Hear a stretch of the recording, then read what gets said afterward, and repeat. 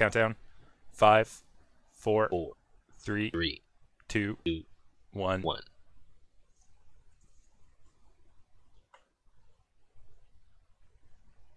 You are listening to the Overwatch Rundown, a weekly podcast covering the latest in the esports scene of competitive Overwatch. Today is February 4th, and we are covering Week 4 of the Overwatch League.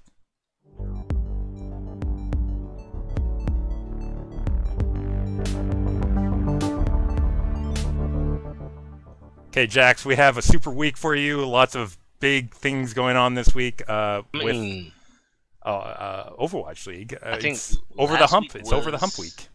Week 3 last week, the best week we've had so far.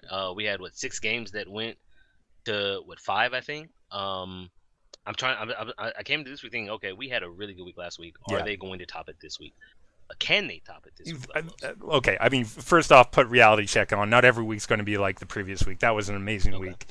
Can't expect that out of the league every single week. So I went into this week not expecting for the same amount, and largely my expectations were met this week. Maybe there's a couple of disappointments. We're going to get into the detailed stuff for sure when we do the full rundown of what happened this week in action for the Overwatch League. But of course, off the top here, there's some other things we need to mention that happened this week.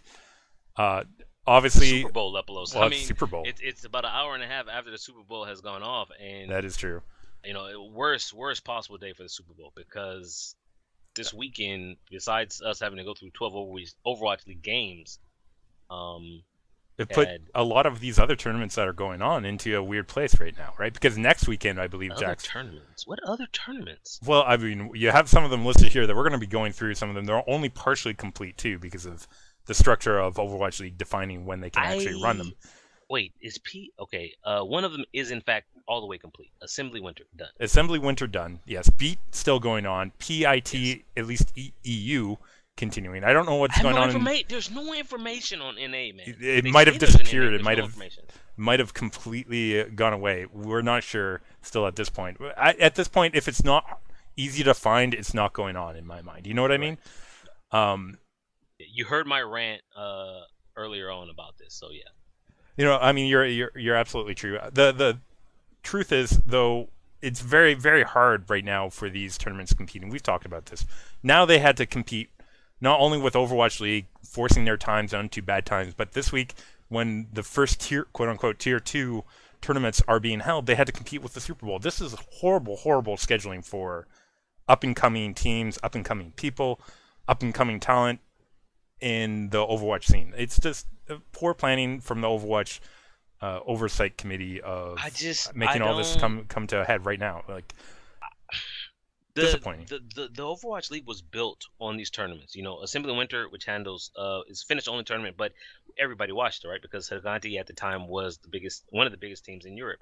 The Beat Invitational, this is season 3, so seasons 1 and 2 have already been through. PIT last year, fantastic.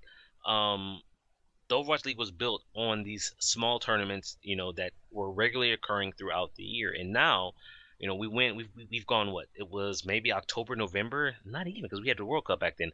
I don't even remember when the last time we had a small tier 2, I say tier 2 tournament, but we had a small Overwatch League tournament period out here in the West Lepolos. And now I go from none to in this 1 week, in this one weekend, I have Assembly Winter, PIT, EU, Beat Invitational, on top of 12 Overwatch League games, and where does that leave me time to do anything else? I have this podcast that we moved to Sunday night just to fit into Blizzard's schedule. So here we are changing our schedule to fit in with the Overwatch League Lepolos, and here I am, someone who tries to watch as much Overwatch as I can. When do I have time to watch all of this? I mean, you got to pick and choose, and I've said that about the Overwatch League games themselves, even for us who are covering it. It's difficult stuff. It's a shame because these tournaments are definitely not going to see as many viewership. I mean, I was surprised, Jax. I watched the Beat Invitational on the side screen when the Super Bowl was going on today. I think I saw it getting up to 4K. It was above 4K at one point there. Hard to get those numbers up. That's maybe a little bit lower than what it could get without Super Bowl, but the chances are that you're looking at these kinds of numbers going forward in the future. Yeah, without not Super Bowl a lot. Where is the advertising? Did you? I mean, who knew that the Beat Invitation was going on unless you stopped by the competitive Overwatch Reddit. No Yeah, no, one. it was definitely a struggle. And funny enough, I mean, it felt like chat actually had a number of the Overwatch pros. No, when I say Overwatch pros, I mean the larger set of pros, not just like Right. Overwatch League. Probably more non-Overwatch League players were coming into chat and saying hello, at least for moments, because the only people that knew about it were other people that were in that scene. And the truth is, it's not going to sell to people not interested themselves in trying to grow the scene. Because if you're only interested in the Overwatch League, I'm sorry, like the production, as good as it is for somebody doing it from home, is still not going to draw new viewers the way that Overwatch League does, right? Like, I tell you, I try to get people. I've tried to get my best friend to watch it. I link it to him. He watches. He's like, I don't know what's going on. That's what he says. I mean, yeah, that's just the fact. Even someone who maybe previously played the game but got burned out, right? If they were to come back and watch it now, something, they were like, wow, what's going on here? Like, they don't know Moira, they don't know Orisa. I mean, they'll probably pick it up, but I, what do they do? Can they do anything? Like, can they? I mean, I don't want to say dumb it down, but that's kind of what they would have to do. Like, how do they dumb it down for people who don't know the game? I That mean, possible? it's very very difficult. There's no doubt. I can't really fault the casters with that. They do some moments of breaking down plays and simplifying them. They do that fairly well. I think they have to balance maybe the hype that they build up a little bit more with doing that more often. Right. And I think that's what they're missing out on right now. Like I feel like they're particularly, like, if you take somebody like Uber, who just really gets into the casting mode and getting into the shiny, it's like, yeah, it's very exciting. Maybe people are coming for that, but I feel like you're missing out on I don't know, whatever you want to call it, teachable moments about the game Okay. from Yeah. a caster's perspective. But it's never going to be easy. I mean, This is a whole like nother I heard. conversation about whether the game's going to be Okay, you know what? successful You're as you're, you're spectator actually right, sports. because I was about to go into another teachable moment last week on Horizon when Soul Dynasty had 1.9 seconds, and I was waiting for the casters to make a big deal about it. Yeah, How that 1.9 seconds is actually a pretty big deal even for a very small amount of time, and it turned out to be a big deal as they rallied that into taking the map levelos yeah. from a pretty big disadvantage. But we are trying to manage our time better. And we are trying to do that here too. And speaking of that, Jax, let's go ahead, cut down this discussion right there, and move on to the second off the top topic that we want to talk about Okay. here, to make it a few alliterations there. Stage 1, week 4, starting to see some traditional sport management issues come in. Yeah. We're talking, of course, about injuries, sickness, mental fatigue, maybe burnout, whatever you want to call it. Things were hitting the players this week.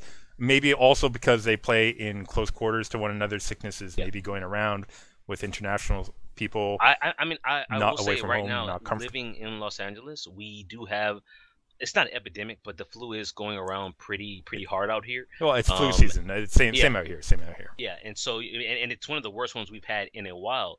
And so these pros, right? They go to the arena, they play their games, but what do? They interact with the fans because that's what the fans go there for, right? So who knows what's being passed around? And from there, Lepos, they all have offices except for the Valiant, who have their own campus, but the Valiant are still interacting with them.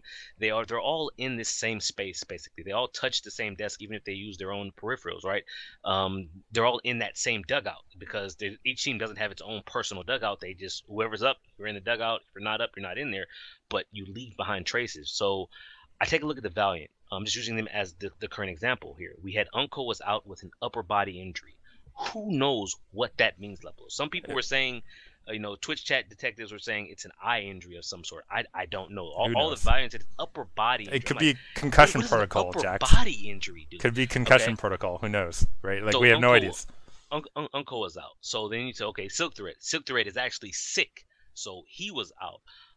And so from the Valiant, you're missing two of their stars. Yes, Agilities and Silk Thread, they kind of rotate out depending on the maps, but they're, Uncle and Silk Thread, we can consider them starters for this conversation. Yeah, So here we are, Lepelos. We're in week 4, and I wrote here, traditional sports injuries and sickness, because as a season goes on, in the more physical sports like basketball or football, since we're in the Super Bowl here, right? Your body breaks down. That's just the way it is. You're taking big hits for all this time. Now, say, well, this is esports. There's no big hits, but obviously this is a pretty big hit to the Valiant. yeah, And absolutely. so we're looking at this, and once I stopped for a second when I was writing up the schedule, and I just started looking at the league as a whole up close.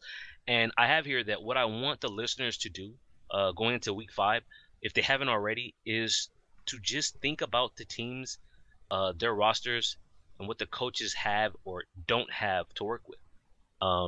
Some of this might be, a little bit of spoiler for the rundown section. Some of it won't, because we won't be going into depth here. But we saw Guido coming in for Ryu Jae-hong for a complete series. That's a mind blower right there. Yeah, I mean, they said they practiced that. That's questionable. I mean, okay. I mean, Hadba, I don't know about that, but Hadba has been in for Poco this 2 week. weeks. So was it just Poco this week? Got so much praise for his diva play levels, and then you bench him. Mind boggler. There's someone get Philly on the line for that. Taimu in a slump, right? Taimu was benched last week by Coach Kai Kai. Come this week, Taimu played every game. Yeah, is he out of his slump levels? Listen, I'm having troubles getting behind Coach Kai Kai for the Overwatch League season 1. His coaching style, I don't think, has been effective. I mean, the only reason why it was kind of a rhetorical question: is he out of his slump? Because no. I go here, well, as soon as I can find it right now, to Taimu's Reddit, right? What do I Reddit to his Twitter account? He says here, February 3rd, which was yesterday. It's selfish, but I won't be attending any fan interaction today. I can't look at the fans' faces when they will say it was a close game. Don't worry, we'll always chill for you without feeling shameful and crying. That game was 100% my fault. I'm practicing all night. This is the kind of person you bench 1 week and then put him in the starting lineup the next week? You're not helping the up and down feelings of your players by doing that. You know what I mean? What's happening here, dude? Lots of questionable stuff there, but that's not all, Jax. I mean, talk about Mayhem. They had Logic sick, but they had 0 replacements for him, so he had to play those games. Okay. Gladiators, you have listed here. They only have the 1-person reserve.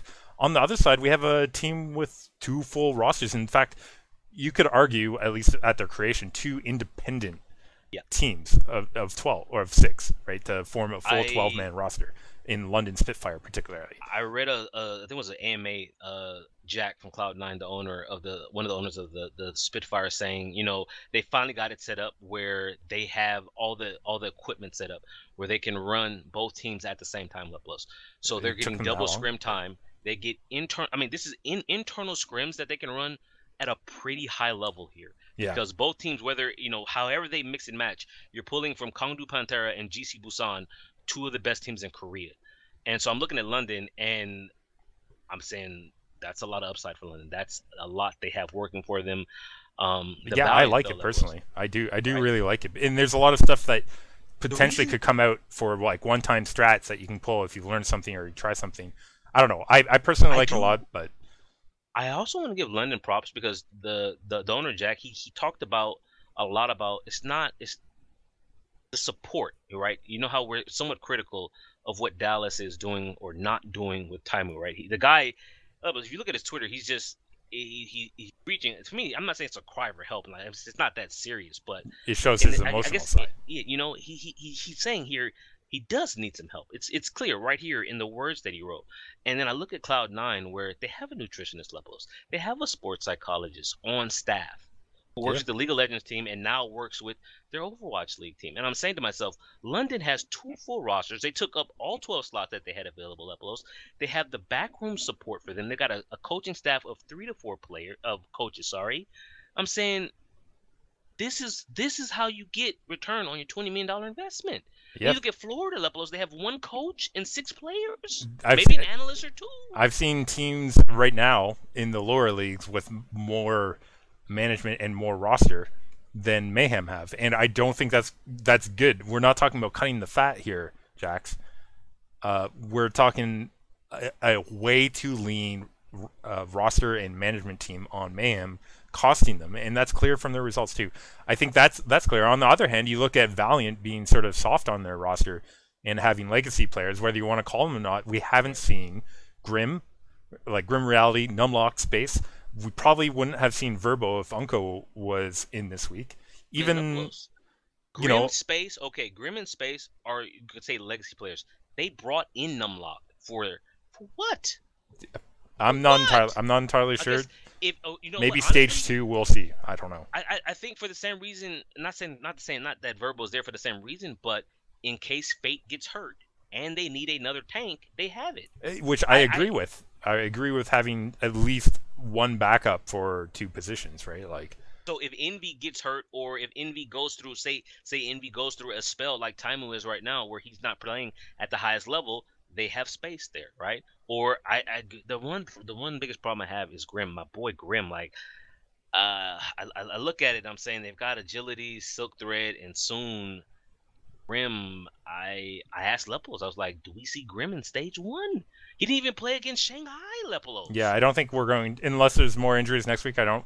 And on the same topic, just to finish off what you have here, Boston, Jax, Okay. go ahead and talk about what they're doing. I mean, I have here in my notes, and I'm going to ask you in Lepos. I know you've read it, but be honest. Before you read this, did you know Boston had a vast mistakes in snow on the roster? No, my radar is usually for people who are active, not people who are on the ground stationary, which those players have been. We haven't even seen them like we've seen Joe Meister, Jackson. By that I mean in the videos. And I had to laugh. I'm laughing now because there was another Boston video, not Boston, I mean Philly video, and here's Joe Meister again. I'm Yeah, like, yep, I see you more in these videos, in these promotional videos, than I do in the Overwatch League. And yeah. I'm sorry, the fact that I've seen Dayfly twice for a significant time and I haven't seen Joe Meister, that's just wrong. But It's a shame. that's all we have for the opener right now. Yeah, I think. Just Yeah, keep your eyes out, people. All right, just keep these things in mind when you watch these teams come out and play, and you hear the casters and you hear Zoe. And by the way, I give props to Zoe for getting me some of this information, Lepolos. Like, yeah. I didn't. We sat here and we watched Guido come out. I'm like, hello, Ryu Jae Hung. But the next day, she went, she talked to the coaches. They said we practiced specifically with Guido. I don't know why. So we got to get her to go work on going a little bit more in depth, ask those hard questions about why they practice with Guido.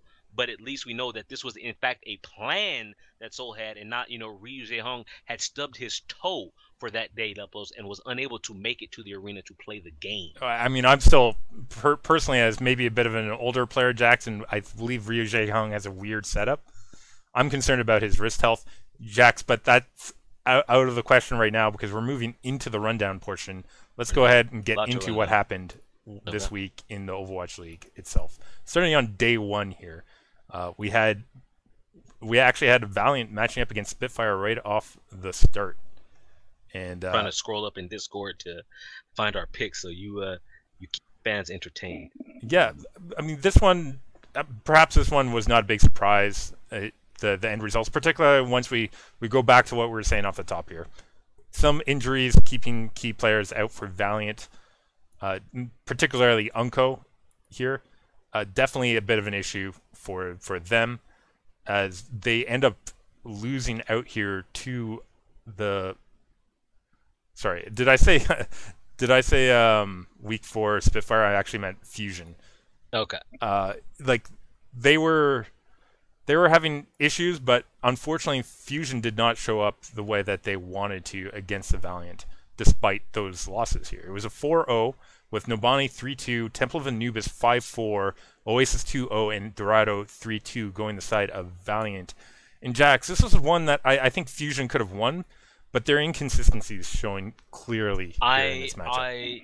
I'm pretty close, if not, the ink is still trying. It's trying, the ink hasn't dried yet, but that middling tag is really is almost there next to the Philadelphia Fusion Lepelos, because week in, week out, I don't know what to expect from them. I have no idea as to what I'm going to get. Week 1 they beat Houston, right? Houston, as we know now, super strong team. Then they get stomped by London in that very same week. Week 2, Lepelos, they struggle to beat the San Francisco Shock, but hey, at least they beat them. Then they go and they lose to the Gladiator in the first reverse sweep of the season. We go into week 3, look at Philadelphia Lepelos. They beat the New York Excelsior, quite possibly the best team in the league, if not maybe for London. So one of the 2 best teams in the league. They beat them in a best of 5. And then the next day, Lepelos, they struggled to beat Shanghai 3-2. Now, yes, it was a completely different Philadelphia roster. Doesn't matter. This is the roster Philadelphia chose to put out there. So now we go into week 4. You lose to the LA Valiant, who don't have Unco 4-0? Yeah, this is a bit of an issue here for Fusion. Something to keep an eye on. We've mentioned this. There are consistencies in their ability to play up or down to their opponent.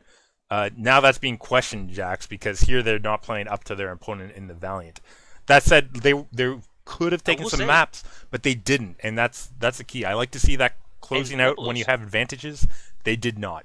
I have here in the notes, you took the Valiant, I took the Fusion, because I thought the Fusion had rounded that corner with Shadowburn popping off like he used to do back in the day with FaZe, and now Fusion, you'll be very hard pressed to get me to pick you unless you're playing Florida or Shanghai, or I can't even say my Gladiators because my Gladiators beat them Leplos. But for the second game of the week 4, day 1, we had the Florida Mayhem versus my Los Angeles Gladiators. I'm going to point out now, I picked the Gladiators, shields up, to win this series. Leplos, in fact, took the Florida Mayhem. Leplos, run it down. Yeah, let's just be honest here. Florida, as I said at the time, it was sort of an outside pick. I felt like Gladiators weren't having the best games coming into this, and if there was a moment, this was the moment for Florida, and they should be practicing solely for this game. Jax didn't look like they really played like that. One point on Eichenwald was all that Florida could muster. 2-1 for that map for Gladiators. 1-0 on Horizon Lunar Colony. Jax already knew I had my pick wrong at that point. Yeah. Redemption only for getting 1 round out of 3 on Oasis, so Gladiators taking that one 2-1 for the victory, and then somehow Florida Mayhem holding in the third phase do earn them at least 1 map, but unfortunately not enough out of them here to take the series. Jax, I slept those. We talked last week. I think it was during the show, maybe it was during the pregame. I think it was actually during the show. I look at Florida; they're the only team in the league that I see absolutely no upside on, none at all. Yeah, this was my hope that maybe, if anything that they were doing. In Zappis we trust, Leplos? Is yeah, this what I'm hearing now? I'm sorry, that's too much to put on him. That's like asking to be a goaltender for the Toronto Maple Leafs, or replacing Kobe Bryant on the Lakers. Listen, it's just you're not going to live up to the expectations. Right. Here, Florida Mayhem, I didn't have high expectations. I had the underdog hope. Did not prove true. Your Gladiators won out with the shields up. At least they got 1 win this week, Jax. That takes us into Game 3 of Day 1. Houston versus San Francisco Shock. I said at least, so there might be a second one. We don't know. Okay, that said, Houston versus San Francisco Shock. Jax, what do you think about this one? I think I'd be surprised if San Francisco Shock won, and lo and behold, the San Francisco Shock did not win. Numbani 3-2 Houston, Temple of Anubis 2-0 Houston, Oasis 2-1 San Francisco, Dorado 2-0 Houston. So San Francisco at least took a map. Jax, going to point out, map was control point concerning for Houston particularly. You don't want to be giving up control points particularly. If you're going to drop a map, I'd prefer it to be 2 CP. Capture point. Yeah. You want to, if you're going to lose 1 map, you want it to be capture point because that one can be a little erratic. You don't want to be losing one, even if it's a close match like it was on Oasis.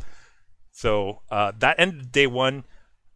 Taking us into Day 2, we had Fusion again coming off their loss from the Valiant, starting off this day, the second day as well. This time facing the Dallas Fuel. Jax, Fuel trying to come off of their 3-2 loss to Boston. I do want to point out, both you and I took the Philadelphia Fusion here over the Dallas Fuel. Yeah, listen, my heart's being burned up. You could say it's what was the other one? It's nothing but vapors at this point for the Fuel. Okay. To use a Toasties one on our Discord, but yeah. Here we are, Eichenwald 1-0. Jax, what a poor start here for the Fuel. Fusion taking that Eichenwald 1-0, and I was already like, this is done. I mean, yes, we had the quote unquote the formerly envious lineup coming in, but I was not impressed. Like the only one impressing me these days. I have to ask you why. Let's just be honest. Why? You look at Eichenwalde, right? What are mainstays on Eichenwalde? Farah, Genji, Junkrat. Who do the Dallas Fuel have that is top tier? Maybe, well, actually, I can't even say top tier. He's maybe tier 1, low tier 1, high tier 2, but probably a tier 1. He can compete in projectile. But thank you, Leplos. Fantastic word there. Compete. Where is Seagull? Seagull is warming that bench to the best of his abilities, Jax. Leplos, it's Eichenwalde. Yeah. Why would you not run Seagull here? It plays a time move. For the same reason why you didn't run Widowmaker. If you need to flex Soldier, Harry Hook, or again, Effect, because Effect can apparently play everything. Yeah. What is it? Time move? Well, Coach Kai, come Jax, on. I mean, it's not just that. Can we talk about? Oh, do we want to talk about it now? I mean, they lose Eichenwald 1-0. Temple of Anubis they lose 3-2. Ilios they lose 2-0, and Dorado they lose 3-2. Jax, how do you feel about Doomfist on effect coming out for? That wasn't this? Was that this series? That was the next series. I Was think. it the next one against Yeah, it NY? was. It was. I thought it was the Yes, first no, one it in was this. the next one because Okay. the next one is Numbani. Levels, you're jumping ahead. It happened on Numbani. We're gonna get there for sure. But Yeah. All right.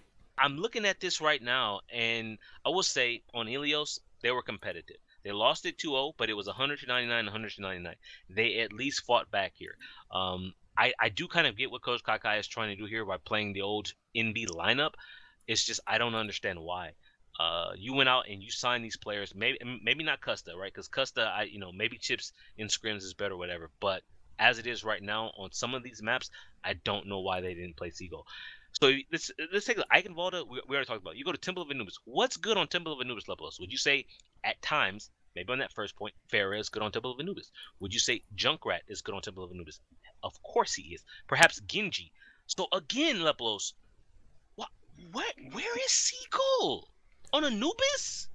Yeah, it was You definitely. want Taimu playing Widow when you have effect? I mean, Taimu when he plays Widow good, it's one of the better Widows out there. Unfortunately, he's going through a slump, and you can't just play somebody going through a slump and say, well, he's either going to get out of the slump or not. Like you got to be Okay, working on this outside of let me ask you this the. then, Leplos. Do you think is it possible Coach Kai looked ahead, right? I think at this point they had an outside chance. I think I'm not sure. Yeah. Maybe not after they lost to Boston last week, but maybe they had an outside chance at the playoffs, right? So he says, or maybe they were mathematically eliminated at this point. So he's saying we can't make the playoffs at this point. I need information. I need to know what this team can do.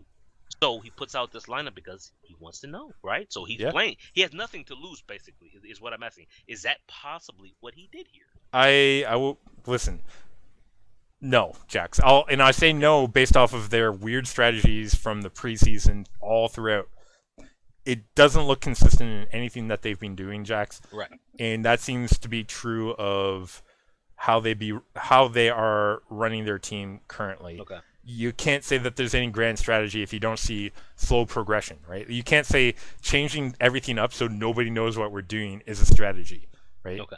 Yeah. That is inconsistency in coaching, and doesn't provide me any kind of, well, they're improving here or they're working on this. All it tells me, Jax, is that he doesn't really know what he's doing out there. Honestly, he doesn't know what he's doing, and he's trying to make the best out of a bad situation right now, and just grasping at straws with like, okay, we're going to try this lineup this week. Listen, I'm not saying that there's not reasoning behind it, Jax, but if you want to take your team and improve it, you don't change everything up. What you do is you stick to something and you slowly improve the basics. And once you get those basics down, then you can make drastic changes, right? Now, Envious, everybody loves their quote-unquote crazy strategies or whatever. Jax, you can't pull off those strategies if execution is not there. Execution is not there for the fuel on the basics. You're not going to convince me otherwise when you pull out crazy strategies, and you're not going to pull one over on the majority of teams here in the league. I mean, I don't think you're wrong. I think I agree with almost everything. I do agree with everything that you said here, Leplos. And sadly, we go from a Dallas feel bad story to another feel bad story in the second game of week 4, day 2. We have the New York Excelsior versus the Shanghai Dragons. I say feel bad because Shanghai, while still winless Leplos, they have been improving. They played very well against Philly, pushing them to 5 maps.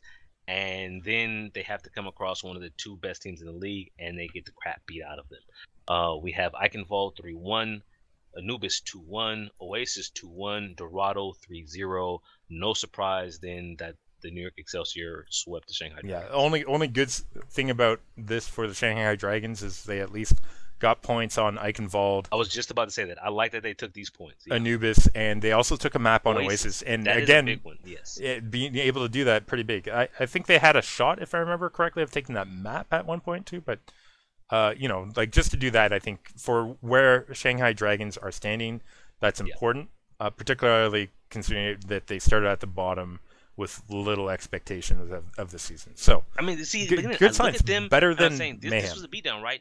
but I like what they can do. Undead, he gets these moments where he starts to pop off Lepolos. You know, Dia, they have got to figure out how to keep Roshan alive. It's something, the problem I have with the Gladiators and I remix.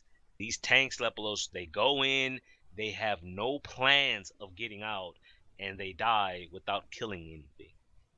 If they can figure out how to temper Roshan, slow him down, Lepolos, they'd be like, bruh, no need to go that far. You know, we got Yeah. time. You know, just let it marinate a little bit, and then we'll figure it out. But Lepolos, we have 4-0 in the first game of day 2, 4-0 in the second game of day 2. The third game of day 2 was one of our potential features coming into it: the London Spitfire versus the Seoul Dynasty. Yeah, and you mentioned Guido in for Ryu Jae Hung for this matchup in this like top 3 Lepolos, that's teams questionable. matchup. That's highly questionable, Lepolos. And it clearly shows. Just quickly, Jackson Nimbani 2-0, Temple of Anubis 2-0, Ilios 2-0, Dorado 3-2. Jax, this was a 4-0 by London Spitfire over Seoul Dynasty. And by the numbers, Jax, by the numbers, this was a worse beatdown of Seoul Dynasty than New York Excelsior had on Shanghai Dragons. I'm just going to point that down. What happened here, Lepolos? Is it just because they didn't play Ryu Jae-hung? Listen, it's not just because of that, but that's certainly part of it. And you can't say it's not, right? Like, they also, I believe, had Miro in for this matchup, if I remember correctly. This is something that I wish I had Korean context, because in this series they play Miro instead of Kuki. In the previous week when they fought, who did they face? They faced Seoul. The New York Excelsior when they lost to them. They ran Kuki there, and I'm like, so who is your main tank? Kuki has been their main player. My other question, Lepolos, who is your best tracer? That's a question that they don't really have right now. I really have that coming into, later on here. It's just I look at Seoul, and actually let me just go back and double check, who did we take here? This is, both of us took the Spitfire. Yeah, we had all the same on day 2, and I think we got it all right on day 2. I mean, I look at the loss that London had the previous week to Boston. Props to Boston to beating them, but what I didn't remember, and we're kind of rushed through it because we're limited on time, but Prophet didn't play in 3 of those games, Lepolos, in the series against Boston. And I didn't know later until the owner of Cloud9, Jack, posted on his Twitter about it. Posted on his Twitter about it, is that Prophet, he put up the finger in one of the games, right? He had a $1,000 fine by the league, but he was hit, and I tried to get into drama, but it affected him emotionally, right? His family back home apparently kind of got on him about that, like, hey, like, what are you doing? Who knows, right? But it hit him, right? It affected him, and it affected his play, and so he didn't play in some of the games in the series against Boston. Not that matters. Boston can only play and beat who's put in front of them. So congrats to Boston for that. But it does kind of give me a little context as to what happened in that series. Now we got Prophet back. It's next week. He's like, I'm good. I won't be putting up the finger anymore. Let's go beat down Seoul. And Lepolos, what if you're Seoul? What good do you take from this? Maybe now Guido is not the support. You can't just put Guido onto support, even though you practice it all week. Yeah, I mean, it's telling, right? Like, maybe this is the classic DPS viewpoint of the world, which is, if I can DPS, I can do anything, right? The answer is no. You can't just fill that role instantly within a week, and you might have transferable skills, but you can't transfer them that quick. I'm telling you, Jax, I'm concerned about his health, because I don't think there's either something internal or there's a health reason that they did this. I can't think of any other reasons. I don't know about that. I think they may have just overthought it. They had to know that playing with Guido doesn't make any sense. lessened their chances of winning. The synergy that he and Toby have, right? It's such a huge part of this team. I need Korean context. I need Korean context who can get me this information, Lepolos. But that was end of day 2, right there. Day 2. We go to day 3. Day 3 doesn't start any better. Of course, we had San Francisco Shock taking on the Mayhem Jacks. It's the Mayhem. They kept it close at the start, but then they fell apart. So 4-3 on Nimbani Jacks, 2-1 on Anubis, 2-0 Ilios, 3-2 Junkertown. This was another 4-0. And this time going the way of the Shock, and if you're a Shock fan, obviously you like to pick up what are expected wins. This is another opportunity for Florida to try and fight against the lower tier teams right now in the league, and showing that they can barely compete with them as it is. Taking a look at this now, the only team Florida has beaten is the Shanghai Dragons. And Stage 2, I think that's going to change. If I'm being honest here, and if I pose a hypothetical question to you, Leplos, if Florida were to play Shanghai this upcoming week in Week 5, do you think Florida could beat them? In the current state, no, I don't. I think Shanghai Dragons right now, because they've shown signs of improvement. Improved. They have. I don't see that out of Florida. And when I consider that game way back, I believe that was a Week 1 game, or Week 2 game. It was Week 2. Week 2. Yeah, I don't. At that point of time, the Shanghai Dragons, like, they competed with them, but it could have been more. Actually, no, it was that Week 2 loss to the Florida Mayhem when, I don't know, was it an owner, a coach, or a manager? Someone from Shanghai came out and was rather open. You know, they wrote that rather frank response or letter to the fans and just to the community of Overwatch, where, you know, he was just explaining themselves. And from that point on, right, that's when, one, people got behind Shanghai, and two, Shanghai actually started to improve. So props to them, man. I mean, the very next week, right, they took a map off of the Seoul Dynasty. They took Philadelphia to a best-of-5 Leplos. Then they come and they face the New York Excelsior. Did they lose all 4? Sure, but they were taking, you know, parts of maps of this. They took a round of Oasis. We're seeing improvement from Shanghai. We're seeing no improvement from the Florida Mayhem. Leplos, we go back to Contender Season 1. Logix was unkillable, was unstoppable until we got to that LAN finals. I have not seen any bit of that Logix that we saw during the regular season of Contenders. Yeah. We didn't see it in the LAN finals. We didn't see it. Who did he play for? I think he played for Belgium. And it's true, Belgium had a weak team, but we didn't really see it in the World Cup Leplos. Yeah. And I'm not sure Zappis can, you know, zap them back into winning 4. Yeah, listen, they're not going to magically change because of one player. Their team needs an overhaul, starting from the management. I don't care if they keep the same players. They're going to need more players if they do. But they also need to look at what they're doing from a larger perspective. Because whatever it is they're doing right now, not working. Let's go into what is our feature game of the week. It's Day 3, Matchup 2. This is Seoul Dynasty. I think we had this as a potential feature, didn't we? I think we did. We listed this one as a game for people to keep an eye on. Yeah, and this is also one where you and I differed. I took the Outlaws. I was feeling good. And you took the Dynasty for this matchup, Jax. I mean, this was before I knew the Dynasty were going to practice, you know, and because here's the deal. You can only practice so much, right? And if you take a look at the two teams that they're playing this week, the New York Excelsior, was it New York? No, sorry, not New York. The London Spitfire. The London Spitfire and Houston Outlaws. Who do you think the Seoul Dynasty are going to put more effort into preparing for? Obviously, it's London, right? It's their Korean rivals, even though it's a London team, Leplos.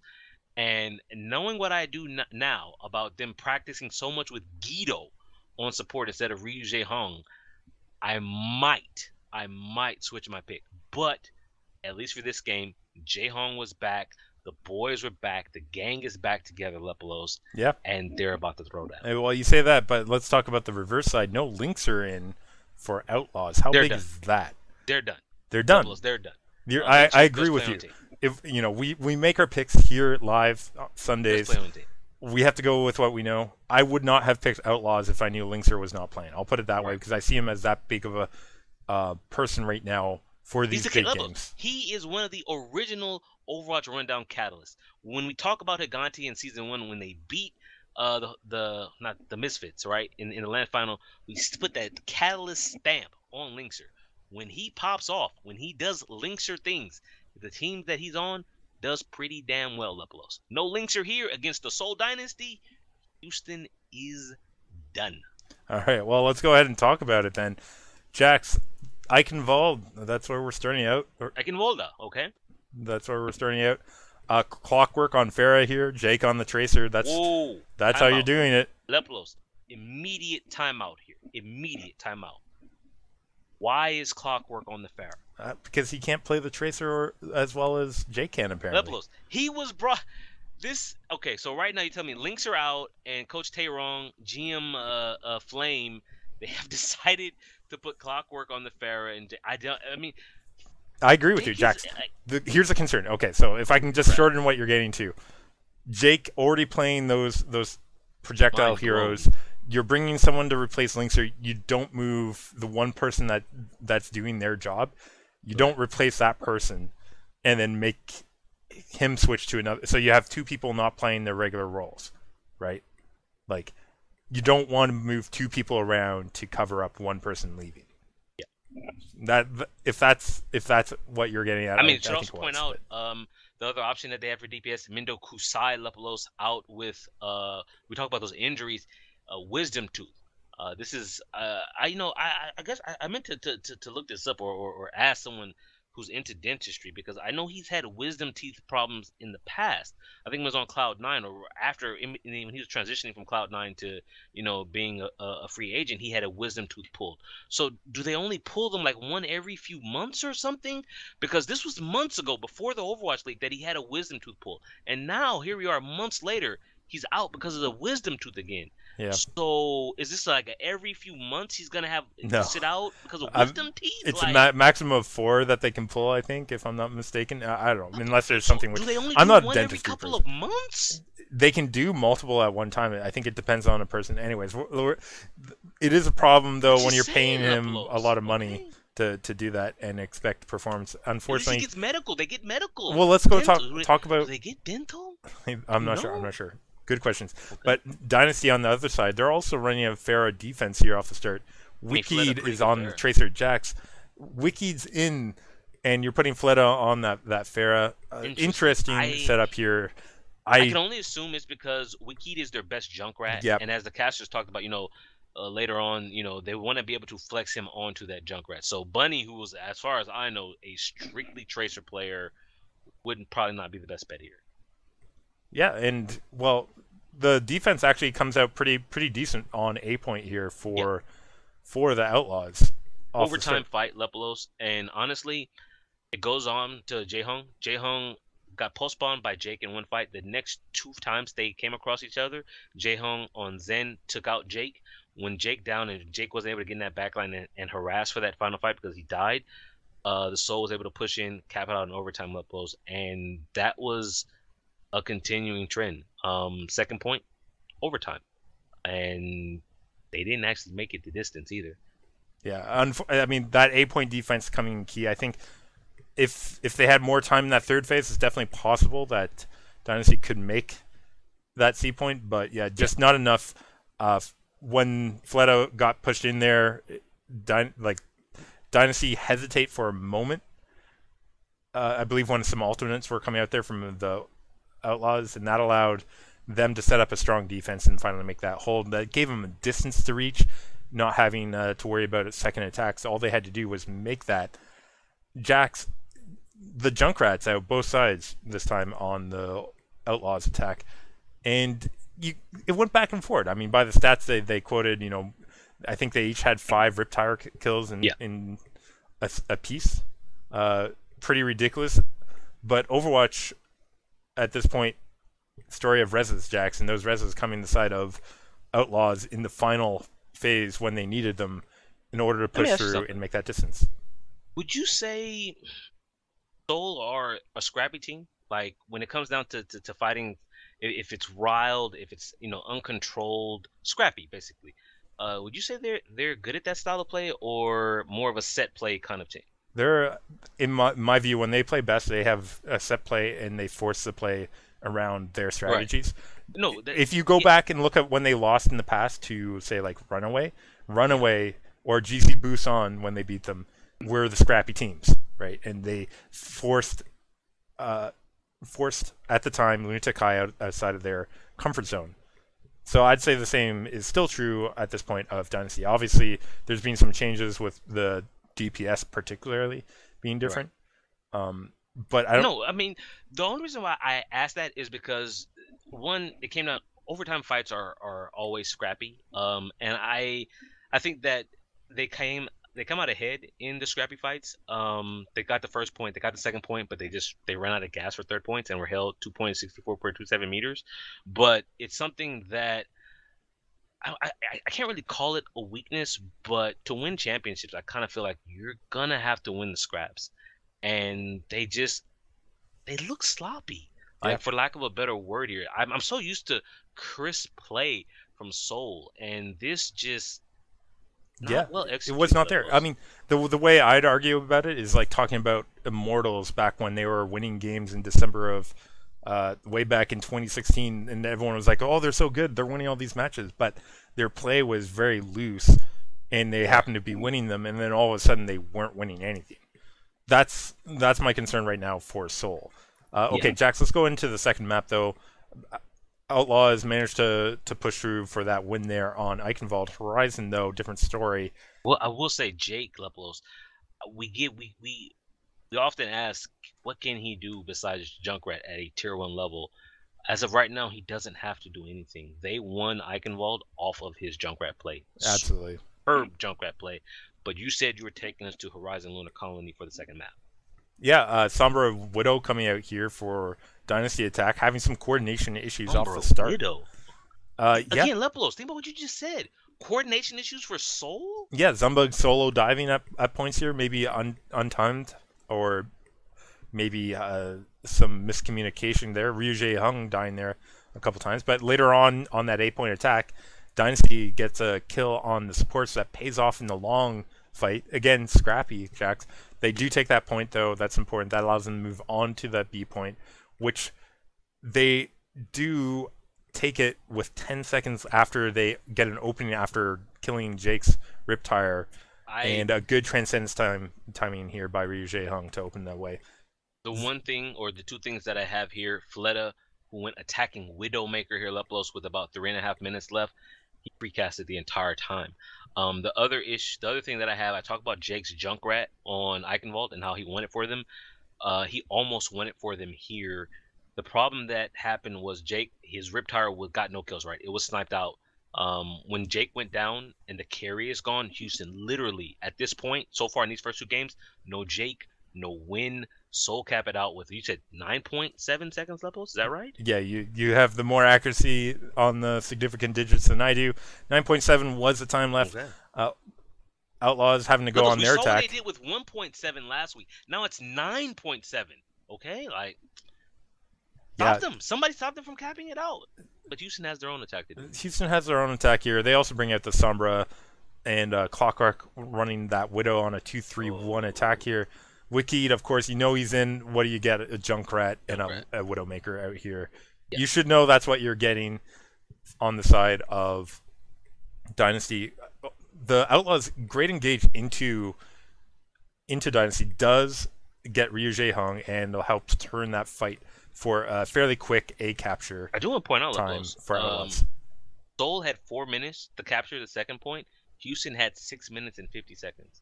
Well, significant time advantage. If we can cut down that time and get to the point here, Outlaws just unable to really do anything on that second point here. They're struggling very much against the defense on that B point that Seoul was bringing out. First, they stopped the snowball jacks. That was key. With doing that, they forced the Outlaws to make some switches. They didn't entirely switch everything all at once, Jax. No. And that's kind of an issue. Yeah, go ahead. They tried to snowball the 2-3-1 with Sombra, didn't work. 5 minutes and 45 seconds. I told you they started with 650, 5:45 left on the bank.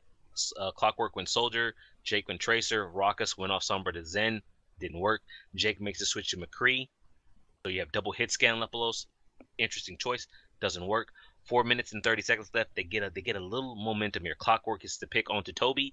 Banny uses his Valkyrie, right? So you got the enemy Mercy dead. Your Mercy has Valkyrie to revive. I want to say Jake. Someone went down and he had to revive just to keep the momentum up. They got nothing from it. 3:25 left in the time bank. Lepos with Keyed. 3K Riptire because Junkrat is a very balanced hero. That push is done. Clockwork then goes to his own Widowmaker to deal with Fleta, who was on Widowmaker Leplos. That doesn't end well. Jake goes to Junkrat to counter with Keyed. Still not ending very well. Fleta doesn't die ever until the overtime fight Lepolos, where Banny, the Mercy for the Houston Outlaws, guns him down. Except guess what? The rest of his team is already dead, and the round is over. 6 minutes and 50 seconds left. They couldn't cap it out. Yeah, it was definitely That's execution. They tried. They tried 3 different compositions. Couldn't get it done. Yeah. No one could get to Fleta. He's just, hi, window. I'm shooting all of you in the head. I'm happy over here. Don't shoot me. Unless you're Mercy in overtime. It doesn't matter what team you are. If you let Fleta do that, he's going to win the game. Yeah. If you let him free cast, he's gonna cast win for Soul Dynasty. That's what they did here on Horizon. Speaking of that, let's talk about Elios next, Jax. That's the one up. This was, to me, this is the crux of the Outlaws. If they're going to win the match, they need to win a control point from here. Yes. Either this one or the final one if there's a game. Let me ask you something, Lepolos. If you had to win a control map, right, you're going into Elios. You know, you've got this pool of players to pull from. It's slightly smaller because, you know, people are sick and hurt and, you know, all that good stuff. If you're the Houston Outlaws and you're going into the Lighthouse, which is a pretty dominant Farah map, Lepolos, who do you put on the Farah?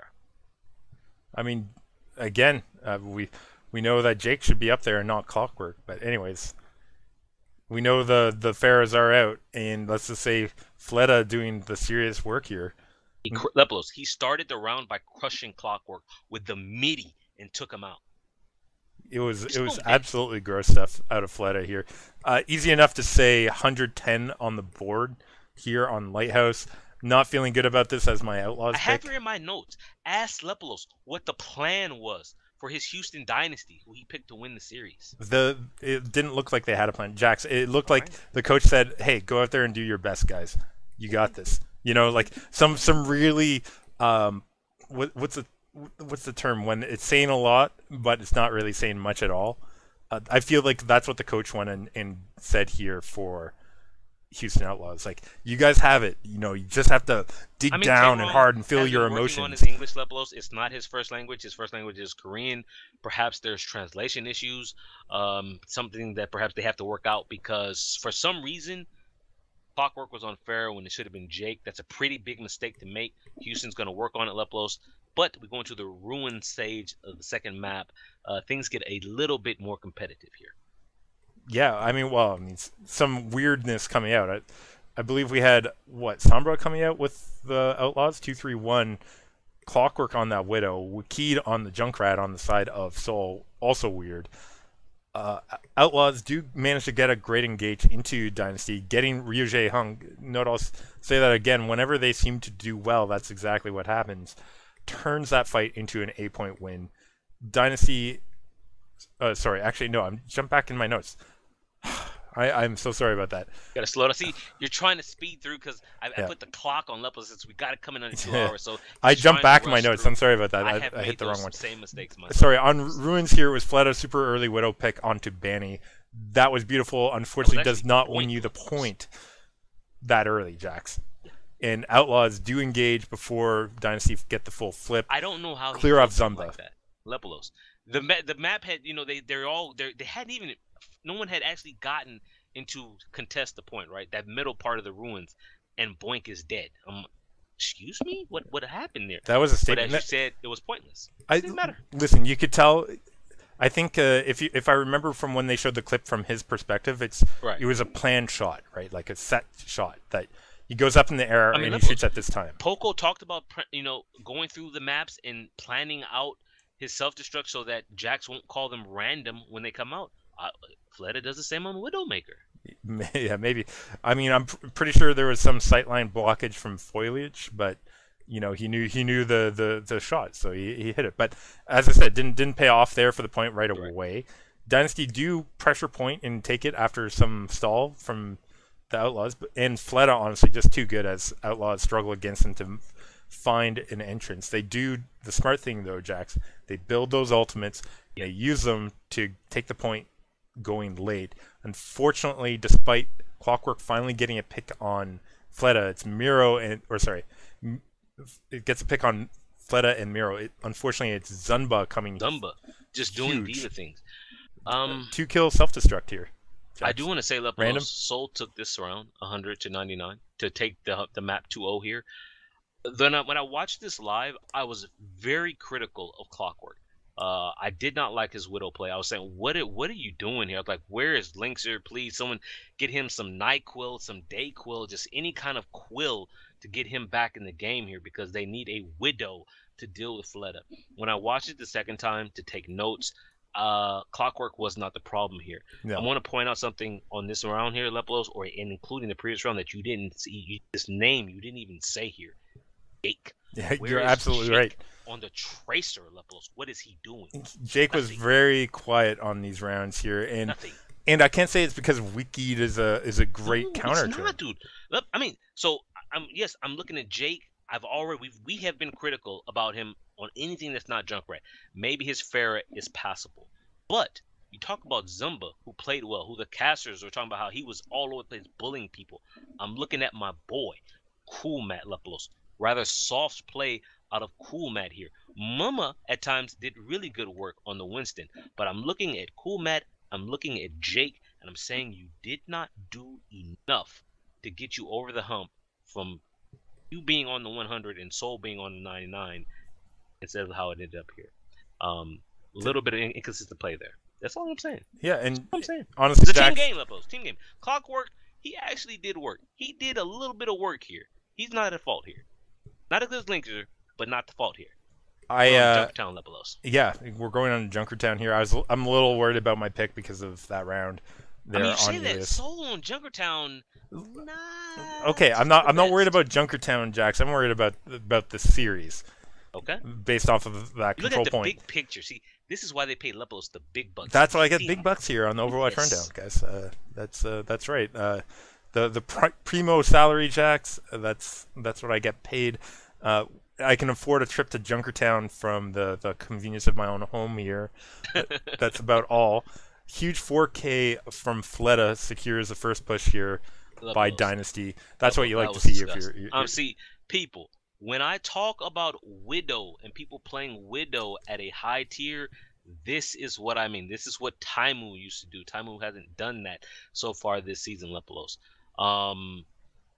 And honestly, I was a little worried because, like I said, Soul struggles on this map, and before Fleta popped off, I was a little concerned they weren't gonna make it here to this first point. But Fleta was like, "I got this. Let's move on to the second point." Yeah, second point, they do move through pretty easily. I do want to mention Toby using Valk maybe a little bit early here as well. In A, sets them up for a bit more difficulty through B. But they still got through in decent time. It's the third which Outlaws finally make their holds up front. And Jax, that's hard to break that initial choke point if that's where the payload is. And it's not until Wicked finds something on the Junkrat, a good 2-kill Common Riptire. theme there, Lepelos, eh? This Junkrat and this Riptire. Yeah. Pretty common, huh? Well, anything that can almost surely secure kills, Riptire is one of them. Okay. Yeah, 3 kills. Sorry, it's a 3-kill Riptire. It was 3 kills. Yeah. Outlaw is able though to counter the Dragon Blade late and kill Toby. That's what secures them the final fight that they need to prevent Dynasty from capping that C point. Jax, that means Outlaws have a distance again as per I can hold up. vault. 2 points in 91.29 meters. I want to say here, they dealt with Fleta pretty well on the Genji here. He was never comfortable. He had this Dragon Blade that he used at the last moment in overtime. He had that for 2, if not 3 fights. He never had an open point or open moment to actually use it. Anytime you thought he would use it, he would fall over dead. If not for Wakit's tire, I don't even think they get past the opening part of the final third, but they had the tire. The Dragon Blade came out. Rockets was like, bruh, I got Transcendence. You're being shut down. They got nothing from it. Really solid defense here from the Houston Outlaws. And more, I mean, I'm just concerned because when we used to talk about Lunatic High, now Soul Dynasty Lepelos, gave them that champion tag. And what do champions do? They find a way to close out maps. This is what they always did in the big games against Runaway in the finals, Lepelos, against Kongdu Pantera in the finals of OGN seasons 2 and 3. they found a way to get it done. Now, Eichenwalde, Junkertown, they're not getting it done. Can their defense, though, Leplos, get it done when Houston go on the attack? Listen, Junkertown, we know it's been an issue for Dynasty. I didn't have too much hope for them here, honestly, for not making it to the third, that they would be able to hold it entirely. Let me just give you some numbers right quick to just jump through. The final push for Seoul Dynasty, they had 2 minutes and 50 seconds to push from stage 2 to stage 3 and cap it out. For the Houston Outlaws, they had 5 minutes and 40 seconds to push it the 91.29 meters that Seoul set. 2 minutes and 50 compared to 5 minutes and 40. And other similarity, Jack's 2-kill Riptire getting Toby here. Okay. That's what Outlaws needed here to push through. Make that final distance. Is same story as their defense when they made the hold, essentially. And the same thing that got Dynasty in further, Riptire kill. Here, though, the times matter from earlier. That extra time paying off here for Outlaws when they were patient, saving up for those ultimates to use them all in the same fight. That's all they needed. They ticked this map. Since I know you're a numbers guy, they don't add up perfectly. But I remember I said 2 minutes and 50 for Seoul, 5 minutes and 40 seconds for the Houston Outlaws. Yeah. The Houston Outlaws capped it out with 1 minute and 45 seconds left. Yeah. So that difference there, that's where it is right there. Exactly, and that's why every fight matters. That's why the old rogue strategies, or concepts behind their strategies on payloads, particularly, I think are very underrated, and this is why. This is an example of why, even at these two top teams, I think it was a good game. It was a good game here in Junkertown. Obviously, you want to see better defense coming out of Dynasty here in the future on both A and B points, because this will continue to be a weakness for them until they do. Pushes us into a map 5, Jax. I didn't have high hopes, to be honest, for the Outlaws. It's a Western team against a Korean team on 2CP. I mean, on King of the Hill Leplos. It's the results speak for themselves almost. But Houston has been playing very well. You know, we saw Boston rise up, even though Boston has a few Koreans on it, right? Houston, no Koreans Leplos. One of the few teams, no Koreans are here on Houston Outlaws. So yeah, and gotta put that America tag on them, except they're not all American, are they? Yeah, right. Oh, that's a problem. That is okay. We're on the Garden stage, Lepelos. What is Garden known for? The reason I'm asking you is because Garden stage of Lijiang is a lot like the lighthouse of Ilios, Lepelos.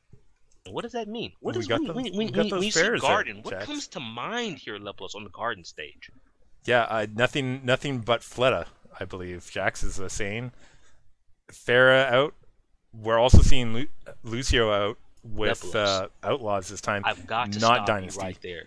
I went into this last week, and I'm asking you again, and if not you, I'm asking anyone listening, explain this Lucio to me, please, because Seoul did this last week. Soul must be listening to the rundown. They must have their feelers up, because they ran the Zen this time, Jax. Of course you run Zen here. Of course you run Zen. I'm glad we agree. Who is he speed boosting on this Lucio? Dude, Tracer! They're just speeding up the point cap timer, Jax, because they wanted to be done with this match. That's what it looked like. 100-0 for Seoul. I have two problems, the Lucio and, again, Clockwork playing Farah. Stop it now. Not looking great. Well, they do stop that for the next round, Jax. They have Clockwork on the 76 here on Night Market. But he's a hit scan guy. Jake finally showing up. Jake, 3 kills here, starting this one up. And the biggest one was the one. Talk about your 1v1s. Yep. Took out Munchkin. Huge, and that's huge for a couple of reasons. It shows a weakness right now with particularly Munchkin here, but the weakness of what should be top tier tracers on the side of Seoul Dynasty. I'm disappointed with them. They shouldn't be losing even this one against Jake. Who? I'm at a loss. Who is their best tracer? It is Munchkin. I think he's playing better than Bunny, but it's concerning that neither of them are really astounding. Seoul Dynasty fans, please reach out to the coaching staff. Tell them Jax Blake Overwatch Rundown at JX_Blake wants to know who is your best tracer player. please. Yeah, no But doubt. Lepolos, you were taking us through the rest of the night market. Well, Here, Jax, we where we Houston just took the mentioned. first cap, right? Is that right? Yeah, Jax, we just mentioned Jake getting 3 kills here. Next Okay. fight, 2-kill pulse bomb He's to start popping off things on off, something not Junkrat. I like that. Okay. including Toby Okay. on the Mercy. Huge. Despite Outlaws losing support, Outlaws tanks in the third fight delay long enough to get Outlaws up to 87% on the board. That's one But fight. Then. They only need one fight to close out the round. yeah, and well, it takes a bit of time. Okay. They do That's get the fine. next fight back. Like they do get the point back. You say one fight win, it's actually 2 fight wins that they need because Rock is getting Ryu Jae-hung and Muma 2 kills, gets a quick flip back, but unfortunately, Fleta 76 himself and Dynasty using ults to secure that OT flip. So it was actually 2 fights that they needed to win. They did not win that second one. Allowed Seoul Dynasty to build up their own percentage here, but Kumat, Muma finally doing some work together, securing the fight finally for the Outlaws here to take the map 170. Something good on a control map here for the Outlaws, though I am still concerned.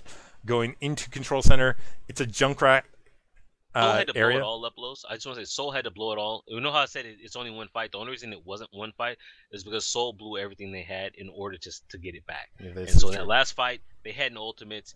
The only ultimate that the Houston Outlaws had was Jake's post bomb, but they had people who were very close and they rolled them. That one fight rolled into about 3 to 4 more ultimates, and they used them to take the map.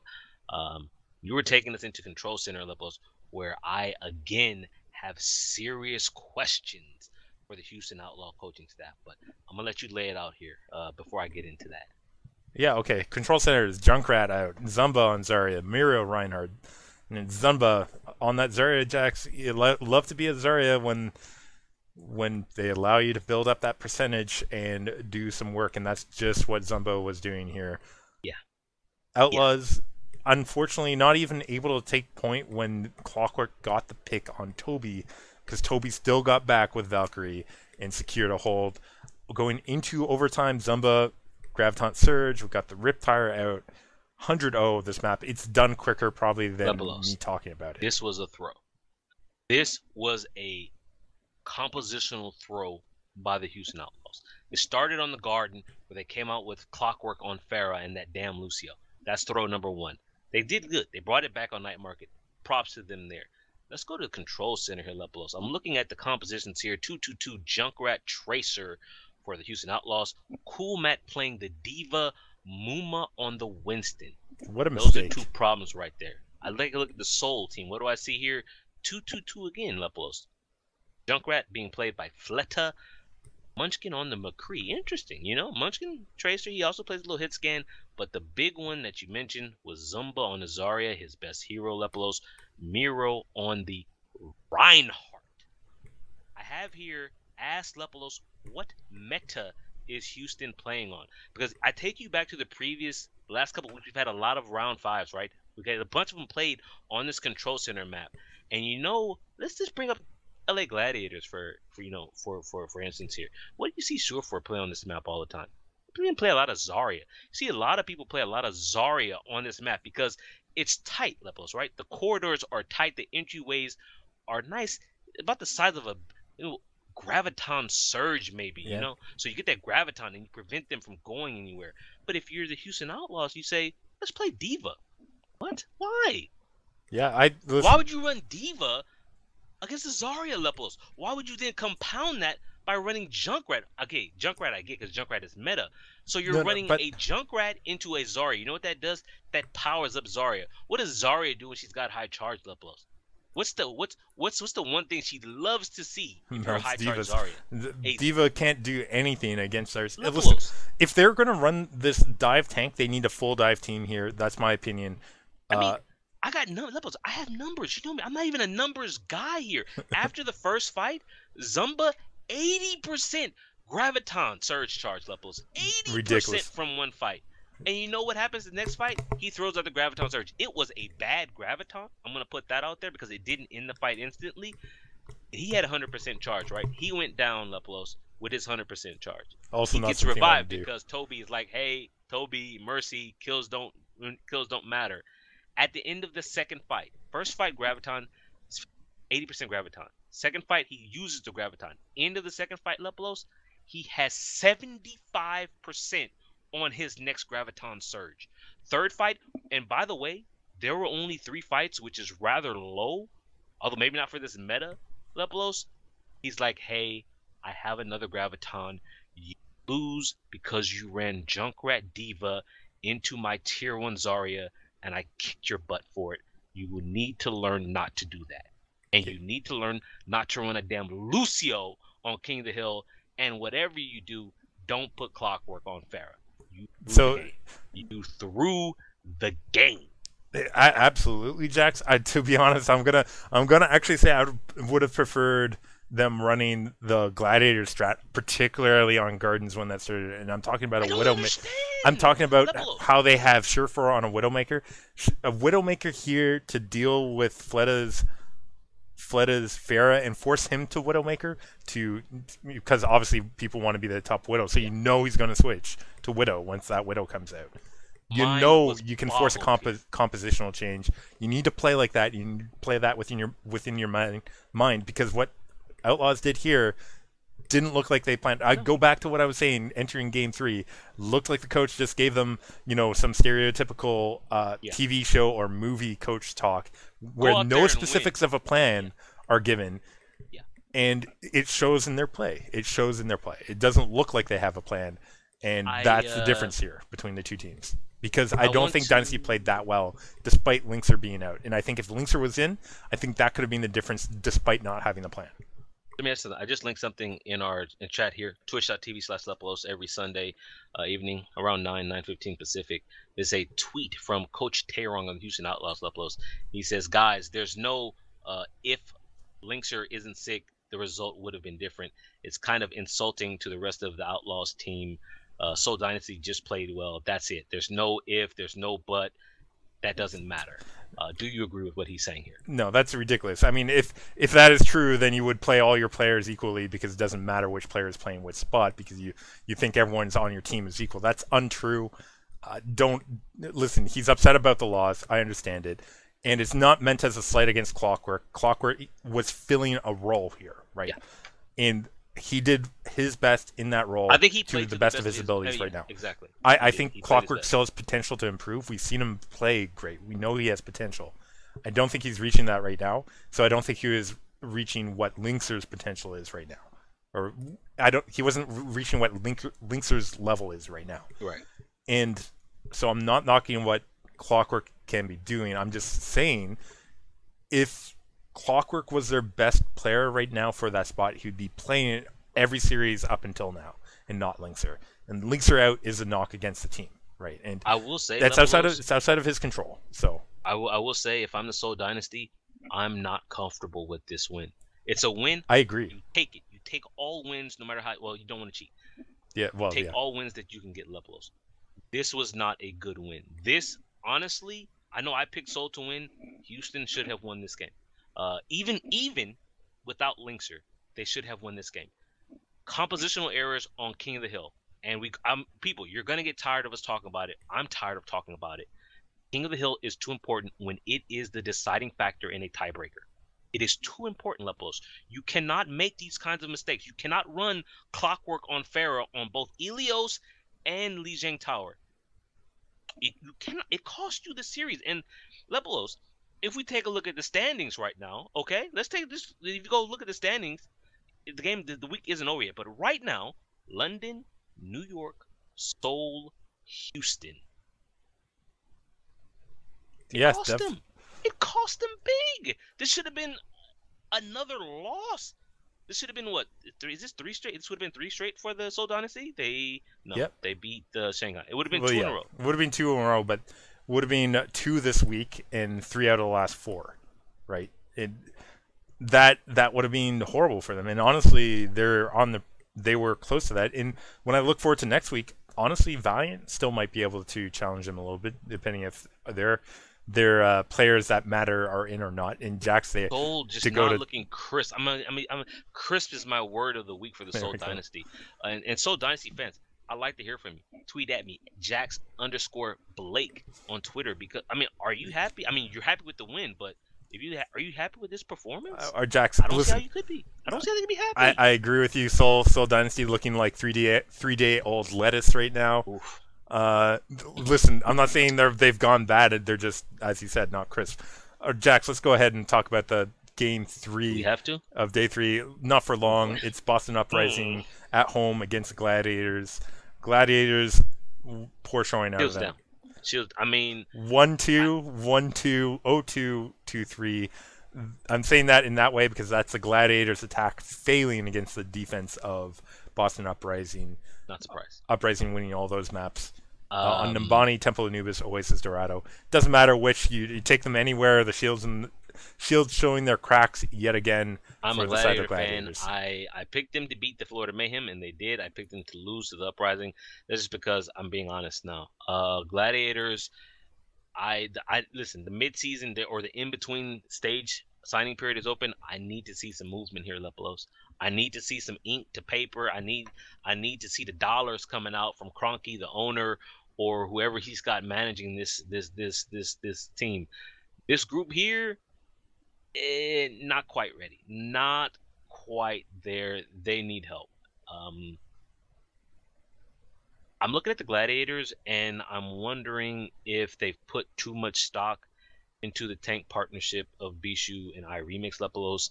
iRemix, if you were to go looking for him right now, would be coming off of respawn in any one of the maps, or was it that are in the current pool for stage 1. That's about where you can find him most times. Asher, Surefour. I want to say this about Surefour. A good buddy of mine. I've been playing video games with him for years. I think out of everybody that I know, I've known him the longest in my video gaming, group of players. He was an old Cloud9 player. Um, Pretty much told me after watching this, he said Surefour looks washed up. I told him Lepelos has been very critical of Surefour going all the way back to the World Cup when he played for Team Canada, which is Lepelos' home country. Lepelos was one of the first ones that I have heard start to question Surefour ability. It's not that he's bad, it's just it's not the Surefour that we knew when he played with Cloud9 Lepelos. The output is not there, or that maybe the output is the same because I look at Surefour, right? Yeah. I look at Taimu, right? Because these were the titans back of old school professional Overwatch, right? Yeah. Maybe Taimu isn't bad. Maybe he's not in the slump levels. Maybe these other players, these other teams have gotten better, and they have not. Yeah. I mean, first off, I agree with you. You're in pro levels in any game, any sport. You're in life in general. You're not only competing with where people are today. You have to better yourself tomorrow at a faster rate than they're Right. bettering themselves.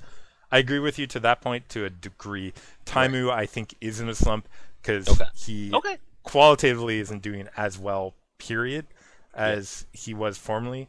I think when he's playing at the top of the game, he would be comparable, maybe not to how Fleta's going off as much. Like the consistency of Fleta is different than Taimu at his peak. Okay. Right? That's what I'd say, but he would be up there, say, with Linkser or with...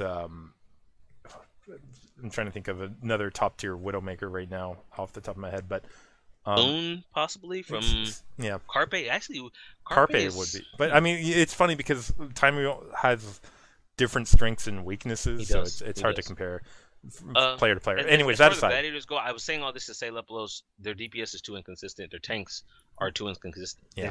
Inconsistent. I love the support that I'm seeing out of Shaz and Big Goose. One thing about Shaz, fantastic frag on Zen. He needs to him that Q button. He needs to work on when he hits it. His transcendences are not the best. The only thing that goes in his favor with that is he builds it so quickly that it kind of makes up for it. But his ultimates need work. The supports I'm pretty much okay with. The DPS Asher sure for hydration, too inconsistent. All three of them too inconsistent. Bishu, I want to see more flex. I want to see something other than Diva played at the same level as he plays his Diva Lepelos. I think he flexed onto the Roadhog in a couple of his games. I didn't see enough to make any, be able to make a judgment about it. But the tanks and the DPS, I need to see a flex tank come in. I need to see another DPS player come in. They have 5 slots open on this roster. I want to see this roster at 10 players after the end of the signing period. I won't. That's what I want to They're see. not the only team that needs to make changes, but we can come to that, Jax. Before we do that, well, let's talk about day 4 of week Oh, 4. poor Shanghai. I Okay, mean, they can't do anything here, level. Look who they're playing. let's just New York remind and people. London. They're running Let's 2 in the league. Jax, before we go down the scores, just remind people that they managed to get 3 points off of New York Excelsior, including on Oasis. Okay. Here they are facing up against London Spitfire. Spitfire not ranked as highly as quote-unquote top of the league. New York Excelsior. Shanghai Dragons versus Spitfire. Let's do the numbers, Jax. Eichenwald 1-0. Lunar Colony 1-0. Ilios 2-0. Junkertown 1-0. I feel bad. This was a Wow. beatdown. This was horrible. This was This bad. was not right. And people on Twitter are trying to call out Shanghai, and I want to give props to London Spitfire. Whoever runs their Twitter stood up for them. They're like, you need to calm down. You need to cool it. You know, it's and was it no, it wasn't London. Who was it? Philly. Philly invited Shanghai over to the Super Bowl party, and going by the results of the Super Bowl, Lepelos, they had a pretty good time because Philly won the Super Bowl. Maybe the Uprising didn't. I don't know. We'll have to talk when they check in with Kraft next time. But I feel bad because they were making progress. They were making progress, Lepelos, and then they run into New York and they run into London, and they got the crap beat out of them. Holy cow! I don't think you can look at that as a big surprise. Yeah. But yeah, this as I said, there's some takeaways brutal, against dude. Excelsior for this week that were good. But yeah, to lose this brutally against London Spitfire, this is about check something. Where? Sorry, you can keep talking. this is about as far apart as you can get in teams right now. The only other one may come next week when we have the Mayhem taking on New York Excelsior on day 2, game 2. Here it is. That will be telling, Jax, actually. Next week will be telling if Mayhem and New York Excelsior, if Mayhem get as many points on the board as Shanghai Dragons or not. This will tell me the disparate team who is actually bottom tier right now of these two teams. But anyways, that aside I was looking here. just now because I wanted to see what Coach Bishop, coach of London, did with his roster here because we talk about them having a full 2 teams. And I'm just being honest, teams tend to put out a B tier roster when facing Shanghai, right? Yeah, but Prophet played in every game against Shanghai Lepelos, all 4. We don't see Rascal at all here. Huyal and Fury switch it up a bit. Hagelpin and Bidosin switch it up a bit, Lepelos. But we're seeing this was A-Team London Spitfire that came out here. Yeah, this was A-Team London Spitfire, and they. I mean, I feel bad for Shanghai, but London. I thought Coach Bishop would take this as a chance just to try it out, right? Like try out some roster, a group of players, some conglomeration that we haven't seen before. But he says, knock them out, Lev. That's what he did. He said, knock them out. Listen, I don't consider this running up the score in this game. It's not quite. No, not at all. It's not like a lot of sports games where you have a clock to play to and you can score as many times as you want. Here, the game is shorter when you beat them harder. That, I think, is actually better for Shanghai Dragons because it would be humiliating to watch this go on longer than it had to. Right. And again, that's not me knocking the Shanghai Dragons. They've shown improvement in the past. We can agree about that. They still need to improve further to compete with the lower levels, never mind the top tiers. And this just shows that there's a long, long way to go. Let's go ahead talk about another top tier team taking another bottom tier team, Jax. Ooh. I mean, listen, top 3 team, top quarter of the league versus bottom quarter of the league. You're not wrong. Dallas Fuel, bottom quarter of the league. Coming into the season, I didn't expect that to be a reality, but it is. I mean, in this reality, Jax, Nimbani 0-1 starting here for the Fuel. Can't take that one. Can't even take a point from the New York Excelsior. This is where you make your comment about the Dallas Fuel here. You're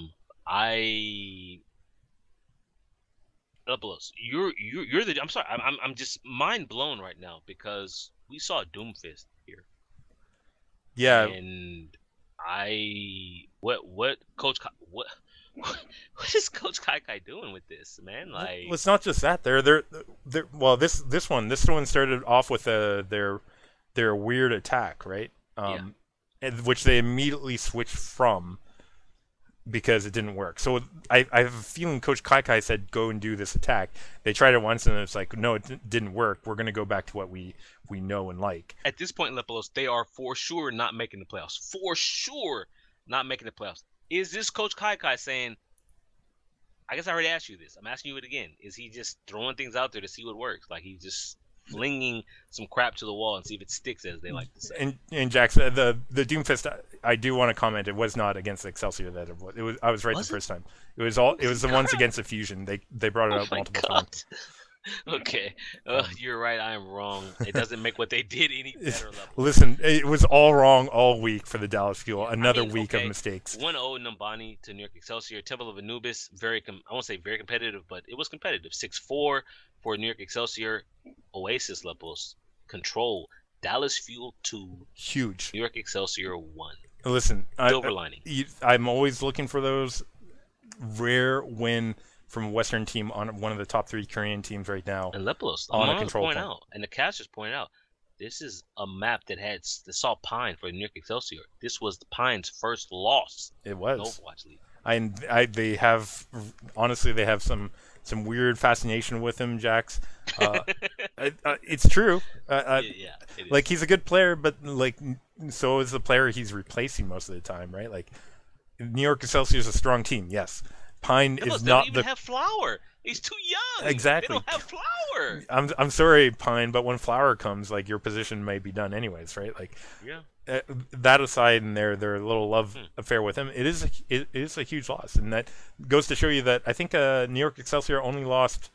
Have they even lost a control point before here? I think maybe against the Fusion. Yeah, they lost. They lost Li Jiang against. Oh wait, the Fusion. Sorry, this is New York. Sorry, I'm looking back through their results right now. You can continue on, Leplos. Yeah. Sorry, they lost. They've only lost one control point map, I think, against the Fusion coming into the series. That was the tiebreaker of Li Jiang Tower last week. Yeah, which they didn't have Pine in for, right? So people said Pine, but here he is losing Oasis for them. Anyways, they go on to win Dorado 2-1 for the 3-1 victory over the Dallas Fuel. Jack's not a surprise to us. I think we picked all the same picks on the day, and I think we had them all right, including this one for the New York Excelsior. Yes. I just had to check to make sure we both picked the same thing in the last game, because we very easily could have picked the other side. But the other thing I want to mention, though, is that Temple of Anubis, Jack, 6-4. 6-4, and again, the inconsistency of Dallas Fuel. Sometimes their defenses are amazing. Other times they're like a sieve. You know, here, another time where if they defended like once or twice properly, they could have won the map, right, on B point. But instead, I'm gonna take you back to week 1, Leplos, the very first game of the first day. Not first game, third game of the first day. Seoul Dynasty versus Dallas Fuel. 6-5. Seoul Dynasty on Temple of Anubis. 6-4 this time. Same thing there. And of course, we can also talk about that same week, Dallas versus Valiant. 8-7 Junkertown, 5-5 Horizon Lunar Colony. Listen, there's multiple times this season already that multiple attack rounds have been given up by the Dallas Fuel. Yeah. Concerning, it's concern of me. What tells me is that their defense, they do not know how to deal with being engaged into. They don't have a plan, and they don't have a reaction, and they don't have a way of baiting what they want the engagement to look like, or they're giving themselves up, as I think Taimu did on his Junkrat on one of the defenses of B point, and gave an opening here for the New York Excelsior to take advantage, and that's what a top-tier team is going to do. Was it not this series Dallas did against New York on Anubis where Effect played the attacking Doomfist, and he had that, absolutely impressive engage where... That was, again, against... That wasn't here? That was Fusion. Goodness. That was Are you against sure? Fusion. You're 100% sure. Because they showed a highlight of it going into it. Lepos, listen, that was fantastic until, you know what? It highlighted Doomfist's weakness. Got knocked to the ground, and he's looking up. Lepos. His friends are dying. Yeah. Because he's on the ground, and he used his leap to get into range, and Listen, so he cannot help them. If only he had some kind of recall ability that gives him health back to go back to where he was. You're not wrong, but you are not wrong. Listen, if we want to talk about the differences about why Tracer's going to continue to see use and not Doomfist, I can. But anyways, here, let's go into the third and final game of day 4. Yeah. Boston versus Valiant, and Jax, what a fail of defense coming out of the side of Valiant here.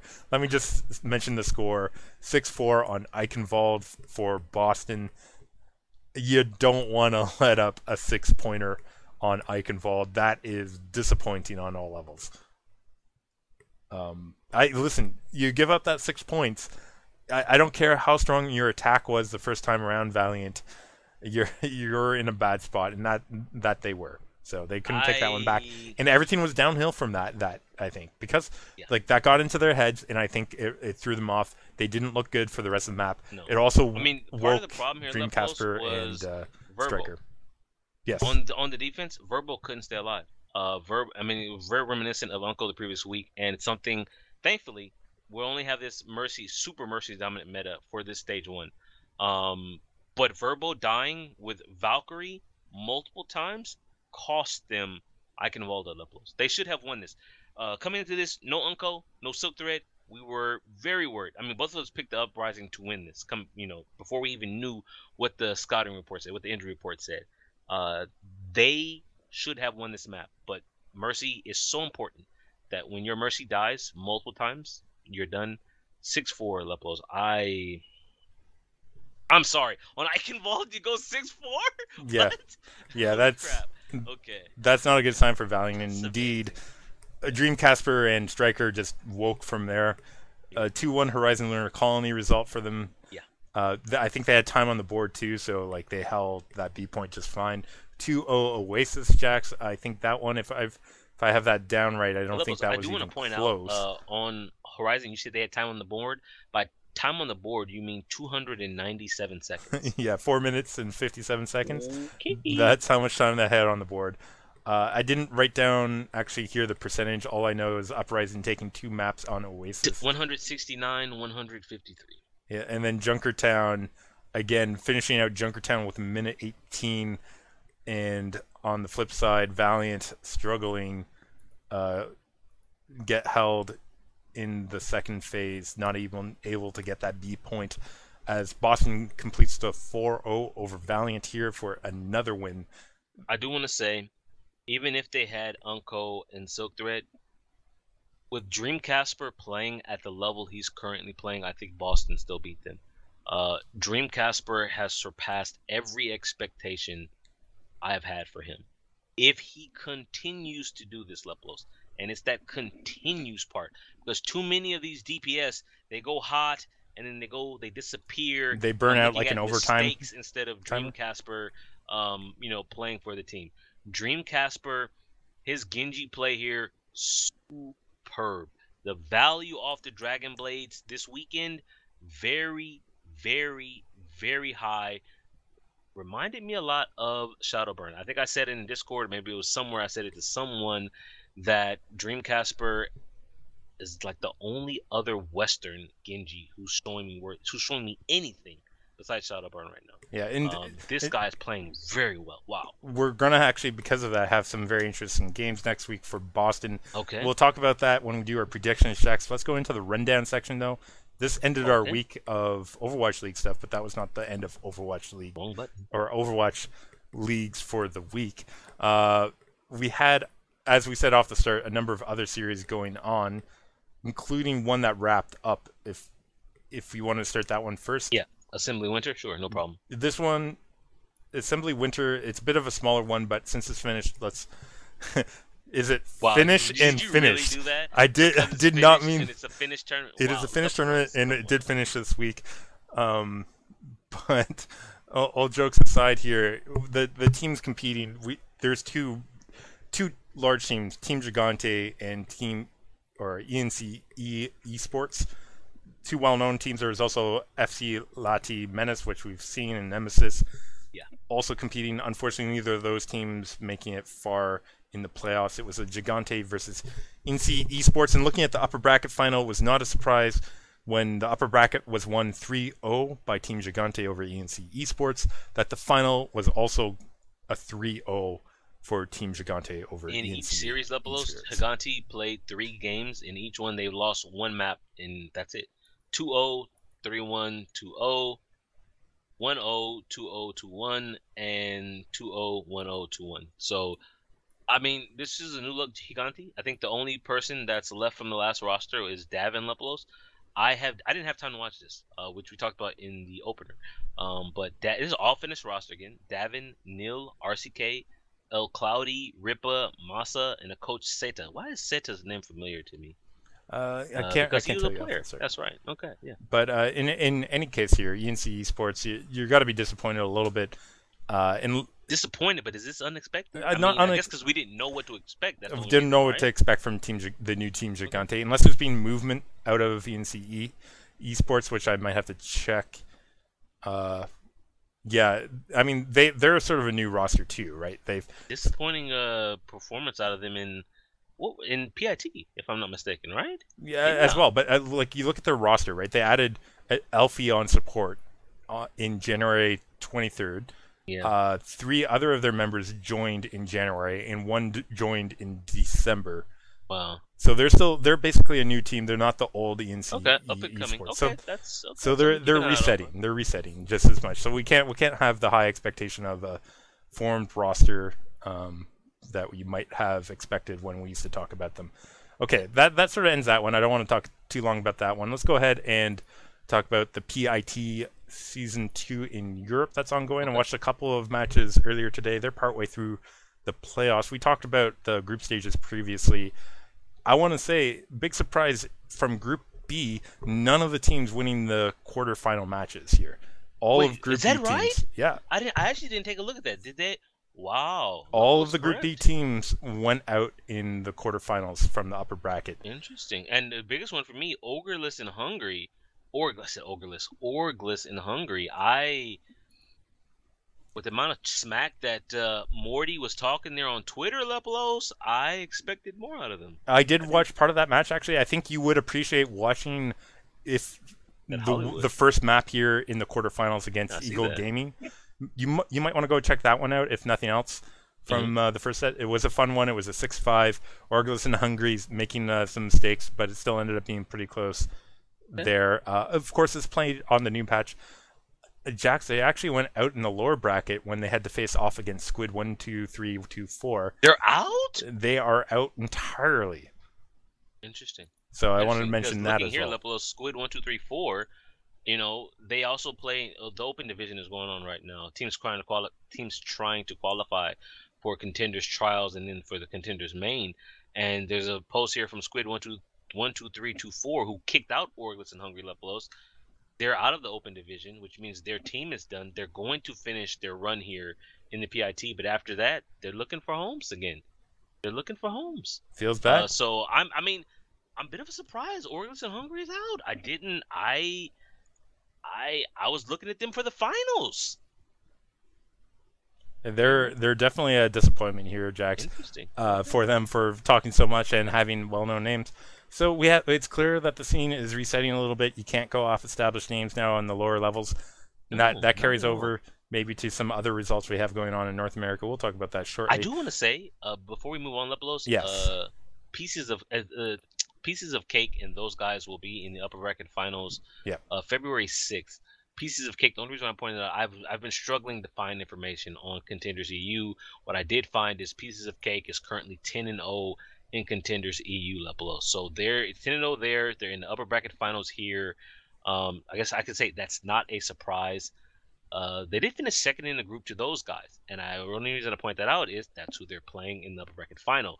So if you want, a little preview of EU, and I'm looking by result. People, please tell Blizzard to just give me standings and all this information in one spot. But that should be a good upper bracket final, is what I'm trying to say. Yeah. Also in the lower bracket, we also had Eagle Gaming, the people who beat Orgless and Hungry. They went out in the second round to CIS Hope.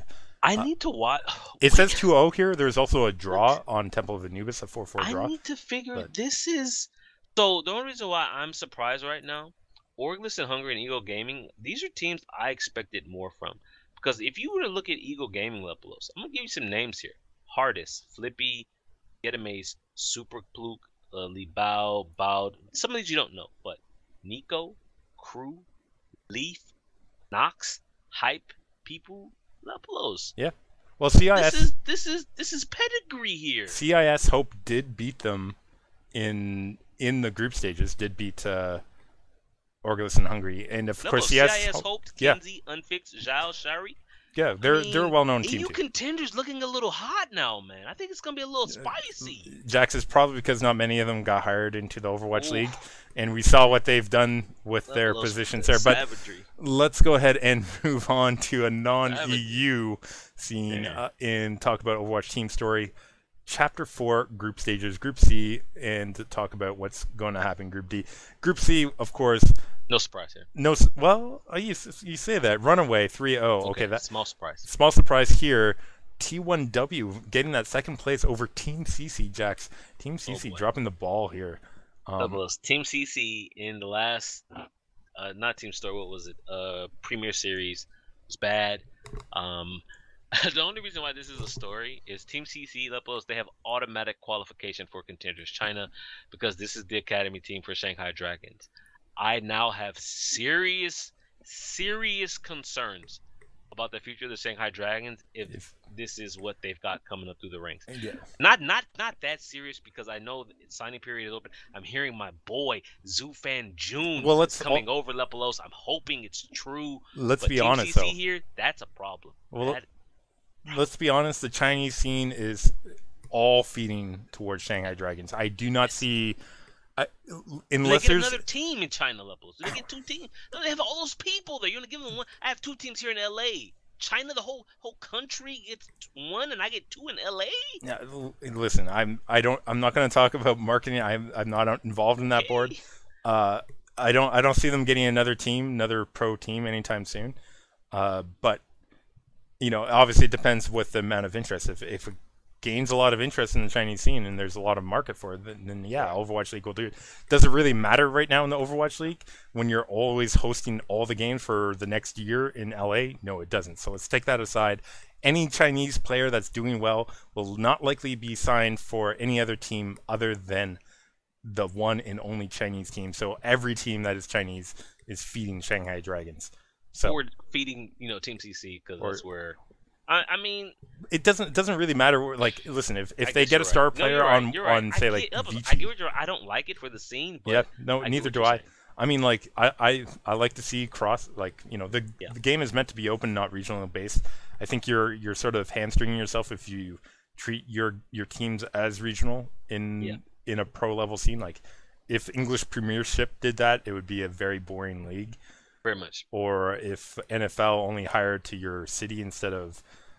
Then let me ask you something, Leplos. You're looking ahead there. Group D coming up next week. Yes. Actually coming up on the 6th of February. Goddess Gift. We've seen them before. Super number 1. I don't know them. Vici Gaming, Leplos. Vici. They can be giant slayers. Vici can win, but Vici is missing. They lost a couple players to Shanghai. And XX Gaming. XX needs to win out of the group easily. They need this. If they don't, they're no longer going to be ranked number 9 in the world. Right. But Vici Gaming. Gaming should... People, you might not. It's funny to me because it's an inside joke between. No, it's not really inside. It's just something we talk about on the rundown from last year when X6 Gaming was ranked number 9 on somebody's world list or whatever. And it was just sort of like they're not that great, but I guess maybe nobody else was either. But I still like to make fun of it because X6 as a number 9 gaming is very questionable. But they never did make it up to 6. This should be X6 followed by Vici. Vici is so middling though. It's up and down. I wouldn't be surprised. Like D is on Shanghai Leplos. Yeah, it could be Status. They could very well lose to Status, even though they should not. But I don't know enough about Super number 1 to say anything about them. So my expectations are low. So that's what we expect out there. Jax, let's move ahead. Can't believe they're only doing 1 group stage a week. Holy crap! We're going to talk about Beat Invitational Season 3. It's underway. It's not complete. Right. Started today. I watched a couple of those games on the side of my screen. We had some early results for you here going up into the winners final. We have results. Fusion University making it all the way up to face Envision in those winner finals. 900 IQ play on the Doomfist. 900 IQ play. With the rising uppercut into the enemy Reinhardt, who was lifted off the ground so that his own Reinhardt could drop the hammer into a fatty shatter, Lepelos. You said you've seen it before. I have not seen that before. That was pretty impressive. But it's who Beautiful are you? to see It's in who are tournament you? play. I'm not surprised. Who are you? Beautiful to see in tournament Great play. pickup for Philadelphia, by the way. Yeah, no. Lepelos, That mind blown that Seoul have let this man go. Unless, Seoul, having to deal with his ego issues before on Lunatic High where they benched him for season 2, perhaps, or season 3. Perhaps they didn't want to take that on again, but that's to let him go for just walking to your competitor's academy like that. I don't know. I don't know about that. yeah, definitely a bit of a concern there from that side of things. But let's talk about some of these other results here. The other side of the bracket, Envision first beating Kungurna. Of course, Jax. My boy Hard Blue Lepelos. That's not good. It's a shame because Kungurna basically made up of a lot of former known names. Jur, Chain, Jesus is on Sherlocky it. Sherlocky is coaching. I just saw that. And unfortunately, Jax Kungurna living up to their reputation from previous seasons of disappointing. To be honest, no Michael here, Lepelos. They Michael, didn't even take a map. tracer in the world. He's not even playing. They did not even take a map against Envision Esports. They didn't take a round on Li Jiang. 1 point on Hollywood. And Kings Row, while it was competitive, they allowed Envision to capture with 1 minute and 1 second on the clock when they had an OT push themselves. The 1 second matter. Wow. Yep. See, Jax, that's disappointing. Are you serious? I am absolutely serious. It's wow. you might want to go and check that third map. Oh man, cause see, the only reason I'm saying is I watched a lot of Hard Blue, and Kings Row is his favorite map, and I can only imagine. I could hear the tilt in his voice, as if he was here, streaming it right now. But Envision, new look Envision here, Lepelos. They've got, Buds, formerly FNR GFE. I'm told he sold the FNR GFE spot, so he got a little pocket money now, Lepelos, from selling the contender spot. Yeah. Buds, Jaru, McGravy, Ice Shiny, Fire, Crimzo, Coach Rafflegator. We've seen Rafflegator in 3 or 4 teams now so far. Solid start from Envision. Solid start. Yeah, definitely like to see that movement. And now they're going up against the university team. That's a good place to be in. Envision also playing against Chicken Ranch Pizza. Jax Chicken Ranch Pizza interesting names brought here on Kaiser in from Korea to play the third map. It didn't go their way. They lost all maps. But interesting though. Yeah, they have an interesting makeup of their team. Not sure how it's going to work out here. It did not work out against Envision. I wonder how much time they've had together or where everybody is at. And how they're communicating. Because, listen, there are 3 Koreans on the team. There's a guy from, I believe, Portugal. What server was this played on? A couple US players, a Swedish player, and a Canadian player. So, what kind of ping were these dudes running with? Pretty bad. Pretty bad, Wait I would a minute. imagine. I mean, whose team is... the only reason my mind is boggled right now, who put this team together? Speaking of why teams coming would Kaiser together, leave Runaway to play on this team? Quick question: does the name You Must Huey from South America strike a bell?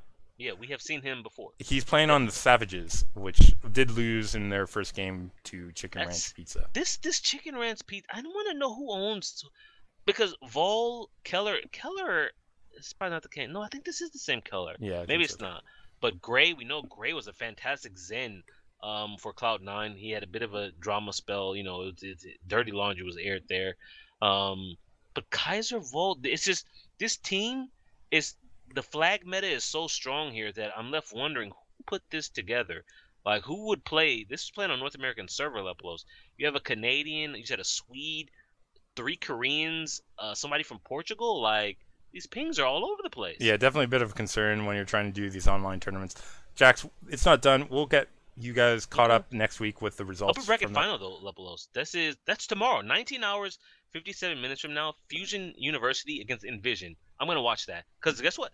Finally, there's nothing else going on. It's a Monday, Lepelos. It's a Monday. You know what else is on Monday? It's Academy Gaming. Academy Gaming. Yeah. So. Ooh, what time is? This is probably a little overlap there, but I'm watching this. Jax, you linked the Open Division. Did I? I didn't mean to. For Korea here, I'm only going to mention the top finals. Yeah, qualified. we had Requiem 6 take take the finals 4-3 over EXL CLEA, and it's all capitalized, so that's an abbreviation. Looks like quite a finals, man. The reverse sweep, Jax. Look at this. Reverse sweep. Started 2-1, 2-1. What? 2-1 Nepal, 2-1 Eichenfeld, 1-0 Route 66. Jax, EXL CLEA had a 3-0 dominating start to this. That is rough. That mentally, Oh for an man. up-and-coming team, I hope they can come back from this level. That's a serious mind. That could really mess you up. I mean, wow, that is a throw. I'm sorry. You had a 3-0 advantage in a best of 7. Win one game and you can't do that. I might want to go check if there's an English stream of that, which I don't think there is. There's or not any an English stream. I do know there was Korean casting from it. I saw there's a bunch of clips on the competitive Overwatch Reddit from this series. Some really impressive plays at times as well. Yeah, I might try and check some of that out this week. I don't know.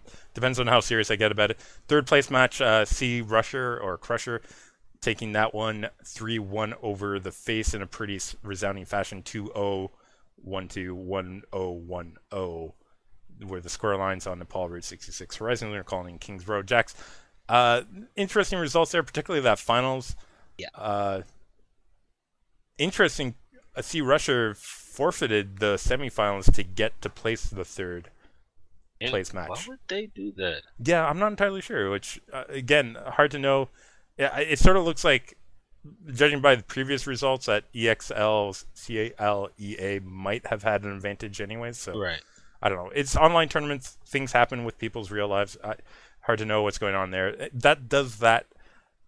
Or the rundown portion now done, Jax. Let's go ahead and talk about predictions for Overwatch League Week 5, where we think things are going to end up. If I'm not mistaken, Jax, I believe the finals are actually, or the playoffs are also being held on the same weekend.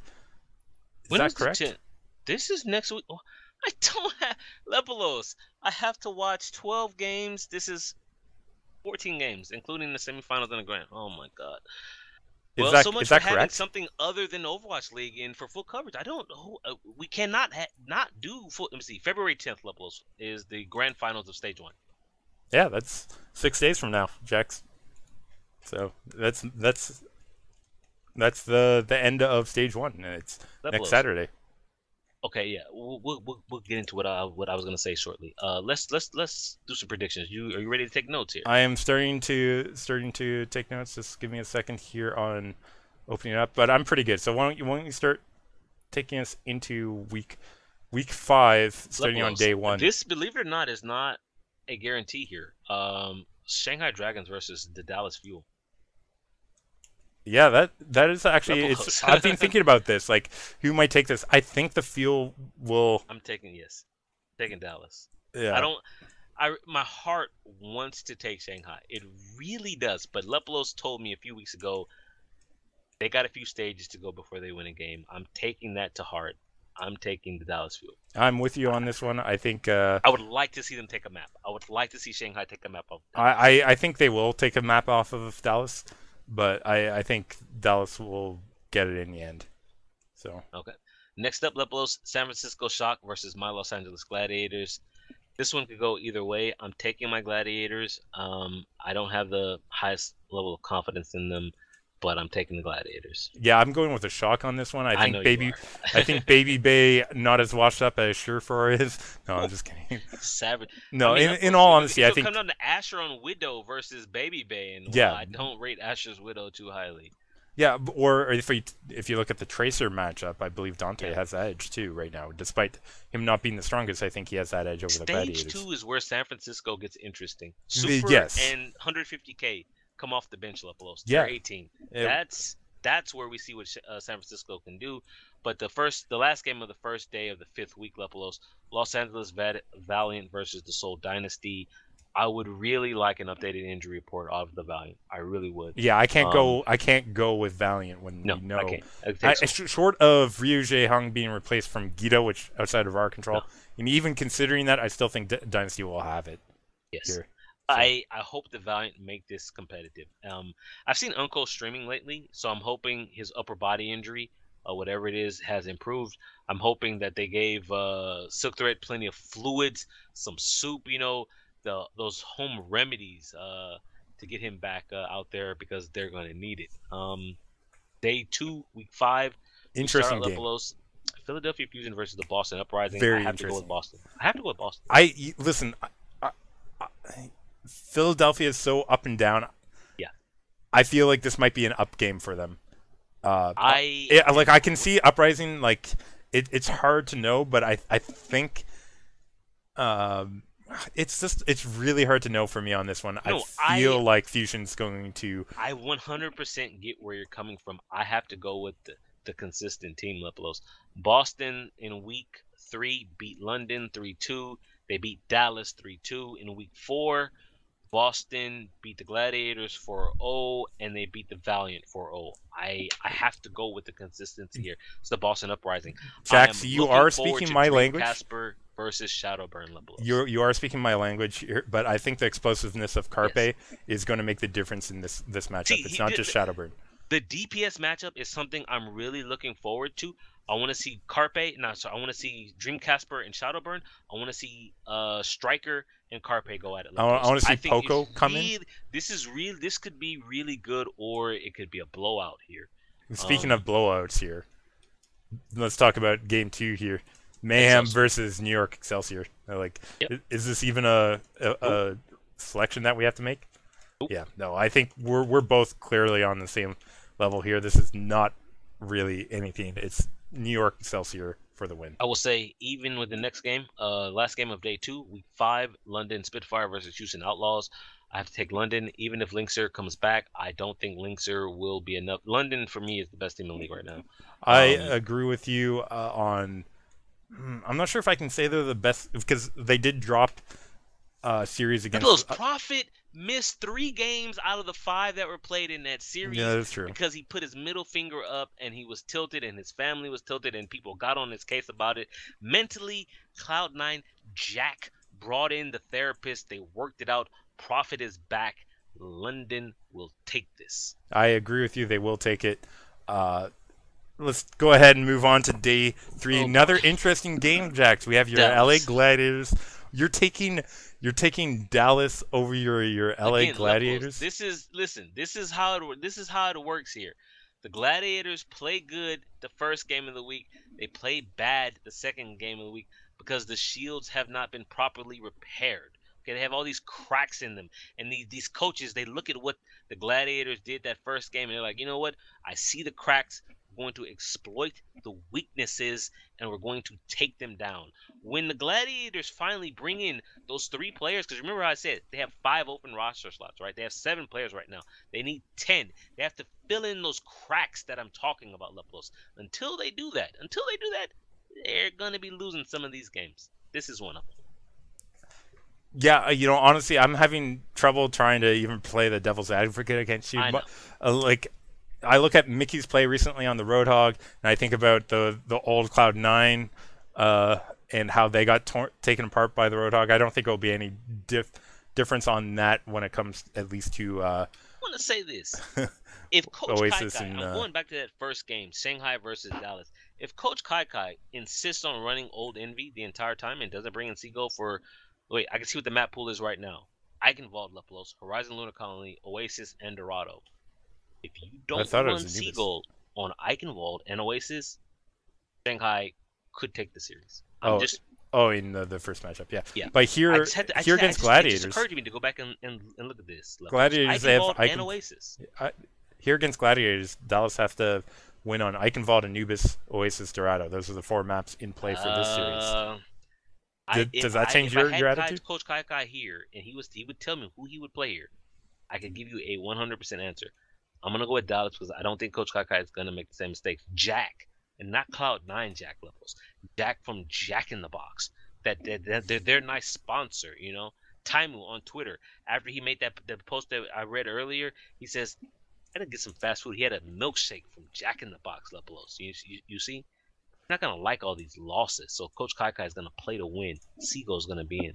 Seagull's gonna show up. I think what I'm gonna say is Effect is going to destroy Gladiator's second DPS role, no problem. I worry for Asher here. I think he's going to get beat down. I think Short is going to get beat down. I think Hydration's going to, well, get beat down. Speaking of beatdowns, Jax, let's move to second game of day 3. Soul versus with the Shock here.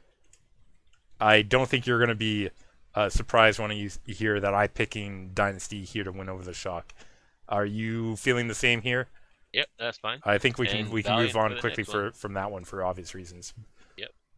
And yeah, day 3 again, it's a day of similar picks here, unless you surprise me. Valiant versus Shanghai Dragons. Oh, come on, it's the Valiant here. Shanghai, we talk about improvement. Again, I would like to see them take a map here off of Valiant. I don't think they will, but yeah. I think it's going to be a struggle. No Unco in. Maybe if we see Valiant running their C string, then we might see a map come off. But I don't know.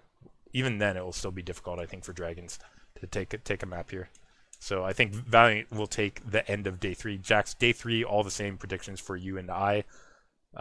Probably won't get you a lot in the betting offices here for day 3, but let's go ahead and talk about day 4, where we have a great game starting it off. We have New York Excelsior taking on London Spitfire. This Lepelos has featured game of the week written all over it. I want to point you to the standings as of right now. Lepelos, London Spitfire 1, New York Excelsior 2. The only difference is that one, it's a map loss. It's that one, see that one right there? 26-0 and 8 for London, 25-1 and 8 for New York. It's the draw that they had.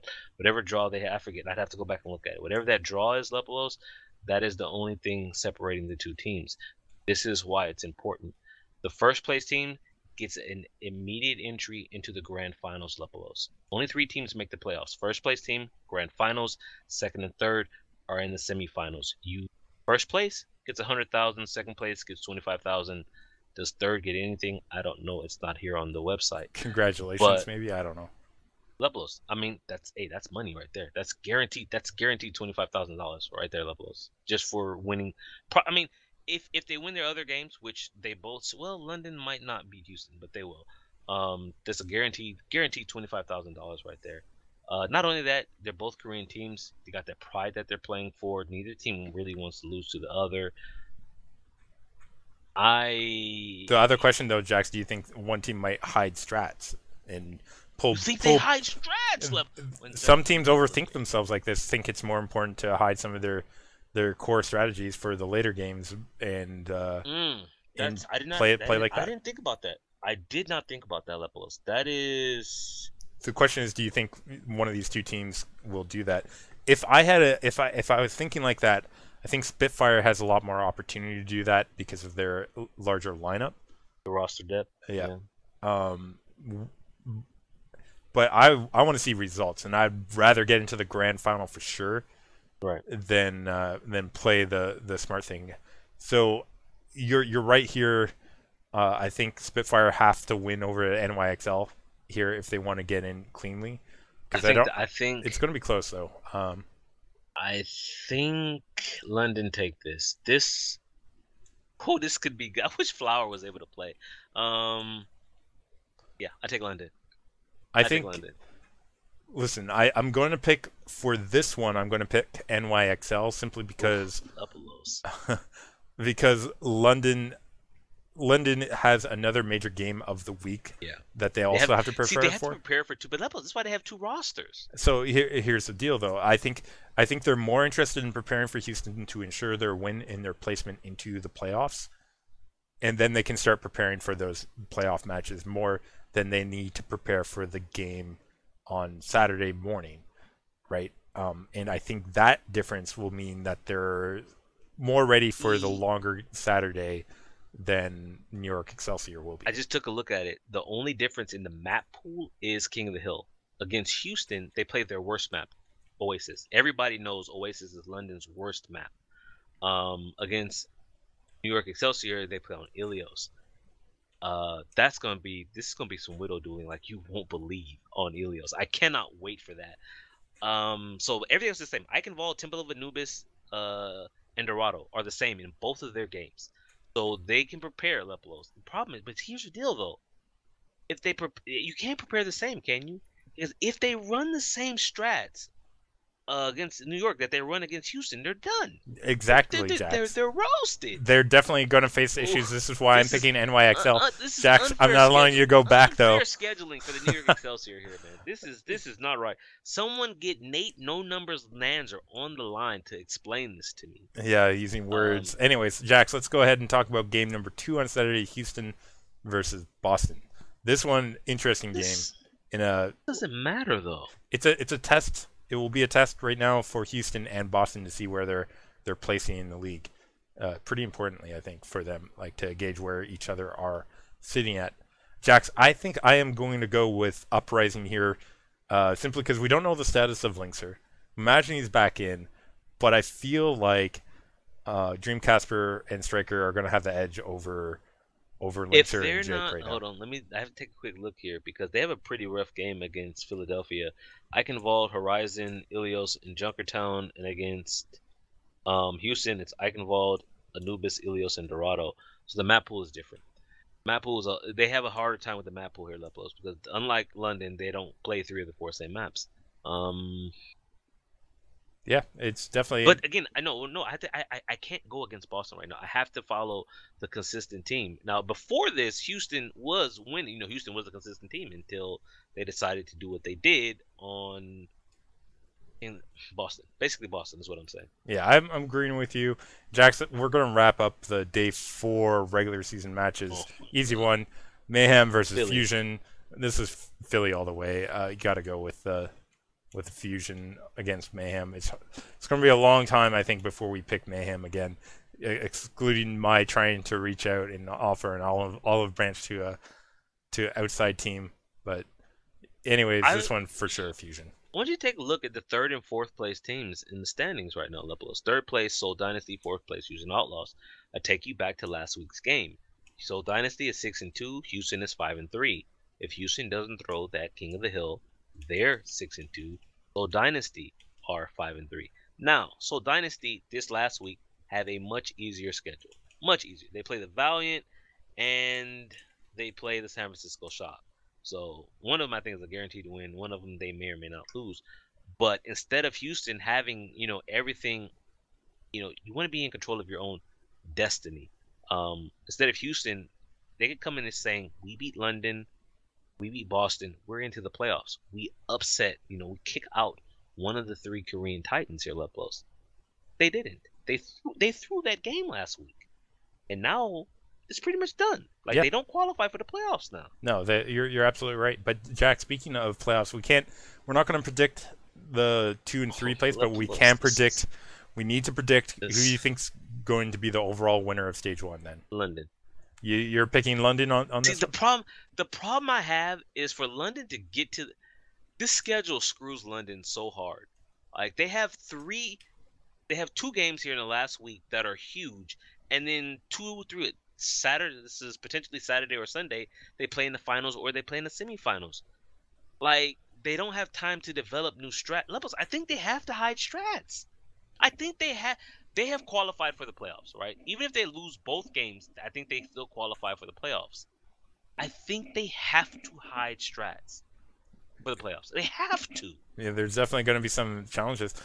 Maybe if you're Dynasty, you get to hide strats too when you're going up against Valiant and San Francisco Shock, so you might be well rested to face off against NYXL. But it wasn't really the strats that cost them. It was execution from Seoul Dynasty in the previous week. Well, execution of putting Guido in for Yu Hung against NYXL. That was a throw. That was a straight up loss because of that.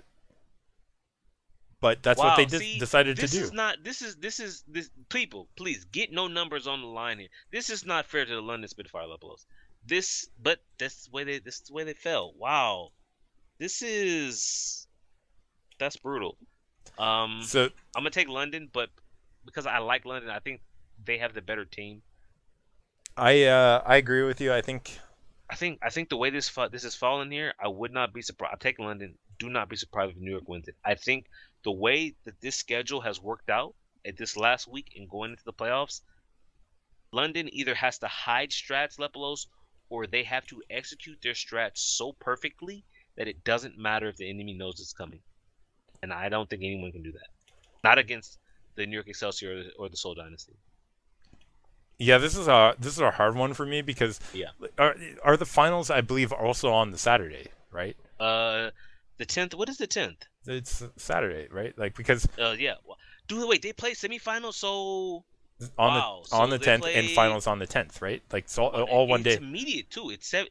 They have here 1700 for semifinals and 1900 for the finals. So I guess there's no. You have to hide strats if you're London. You And have to hide strats. this You have is no time to change a things. huge problem right now. It means whoever loses on Saturday morning has to play in the semifinals in the evening, and if they win that, which I mean, come on, Dynasty is not looking that great against Wait either a of these two minute. teams. So I just They'll have to play 3 games in one day. this is who what dude. Someone get me no numbers on the Levelos. This is not right. This is not right here, man. And this is why I have to pick NYXL because I think because Spitfire have to hide some strats earlier in the week, it might face a loss. Although we didn't pick them against Outlaws, I already picked I didn't NYXL in even the occur to morning. me. It didn't even occur to me. They're playing the same day as the playoffs. They are. So What? I have to go with NYXL to win the What? predicted champions. Jax, What? your prediction here for Spitfire, if they, I wouldn't be surprised. Whoever wins that morning of the Saturday game, whoever wins that one, I would not be surprised to see those winners go on to win it all. So we might see the like two. It's sort of weird, but that's sort of what I I expect mean, to happen. Levels. Here's the deal. See, because it just didn't occur to me, right? Is there any point in high? Okay, so you hide strat if you're London. Let's say you hide strats and it costs you the game against the New York XL. All right, that means you have to play in the semifinals. You can't hide strats in the semifinal. I mean, you can try, but against Seoul, like so again, they beat the crap out of Seoul. But this was a Seoul with Guido. Is Seoul playing Lepelos? Is Seoul playing the long con here? I Did they run Guido last week because they looked ahead at the schedule? They ran the numbers and they said, we're guaranteed a semifinal spot, right? yeah, We're not going to show them anything here. Nothing. it's Because definitely look who they play possible. in Levelos. They play the Valiant. They can play the Valiant and they play who do they play? They play the Valiant and they play San Shock. Francisco Yeah, Shock, so they're right? gonna win those games, but Is this a long con from Seoul? uh, I Levelos, I mean, I think tinfoil has to come off my head. I think tinfoil has to come off my head. This would be an amazing. We'll never have proof. This would be an amazing con by the Soul Dynasty if this is what they did. They ran Guido because they didn't want to give anything away prior to the playoffs against a team they could Jack, potentially face. Levelos. here's the deal though. You want to win games, you want to make it to the grand finals. Okay. Go ahead and also tell me if that's what their plan was when they lost that badly to uh to the Spitfire. Sorry, one To second. the Did they to the Excelsior. to Excelsior? Okay. Yeah. Tinfoil hat has to come off, but this schedule sucks. Okay. No, It's I really mean bad. when Dynasty lost that badly, like you whatever. I agree with you. Like they probably were gaming the system that way, Jax. Like I'm pretty sure Wow. that that's what they're doing. But to Wow. go on and struggle against Houston, that That's the was thing that not throws planned. me. That's because, and that was them playing. That was them playing badly. Like they could have very well have lost that. Like that's why I had to take the tempo hat off because if Houston doesn't mess around and throw that game, Yeah, or they had Houston is Linksu there. potentially. I mean, unless they looked ahead, right? And they said Houston has a very rough last week, whereas we have a easier last week. And I took London. So basically, Levelos, I took London to win it all. I'm sticking with that.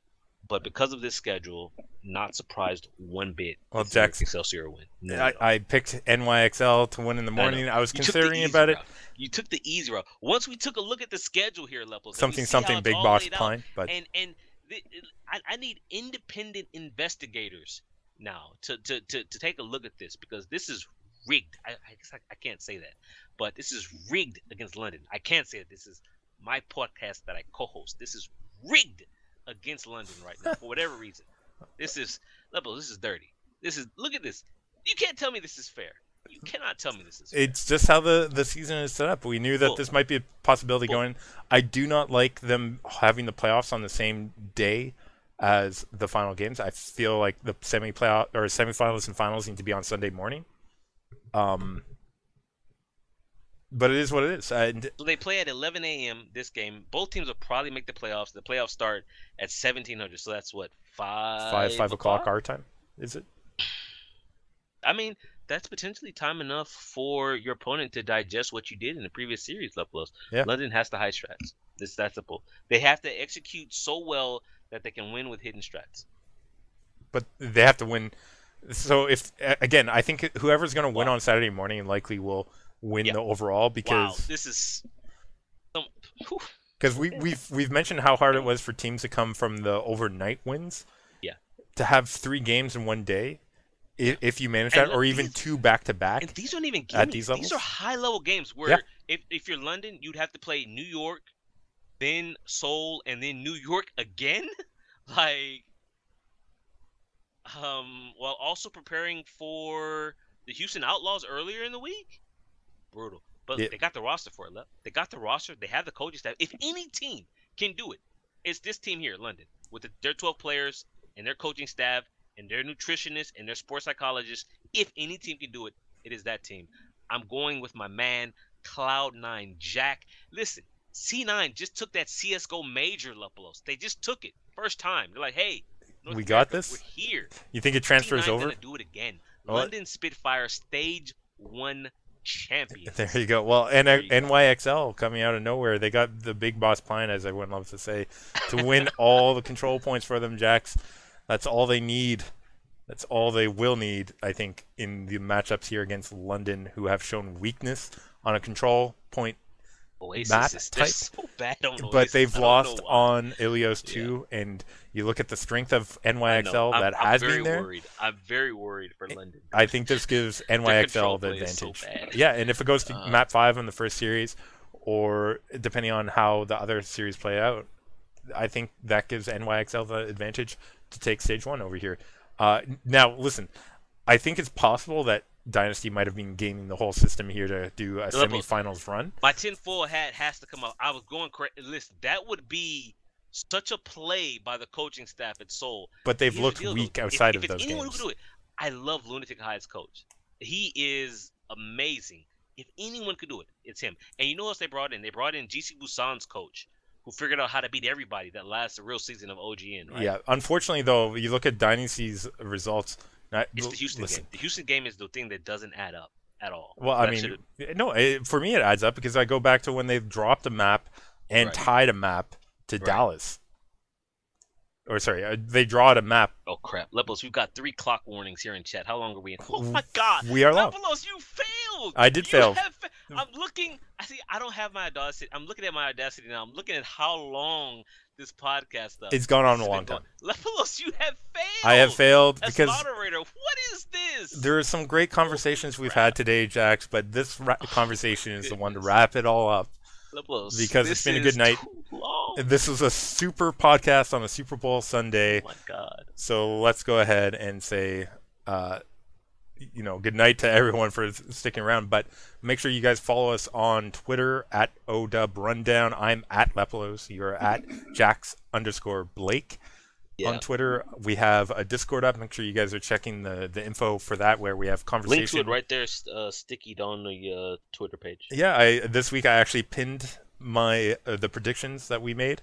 Thanks to nice. Toasty reminding me about that. But I didn't even know you could do that. That's learning things all the time. We have rolling conversations on there. You guys can join in or lurk at will.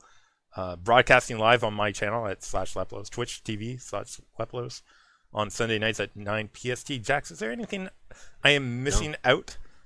I mean, Lepos, at 2 hours and 20 minutes, we are way over budget. Yeah, guys, we're gonna have to pay the union more for keeping on the lights. Oh my goodness. The generator just went off, by the way. I'm just putting that out there about 5 minutes ago. Okay, well, dang, it must be late if that's happening. That's it for us tonight, though. Jack's playing the exit music. Let's do this.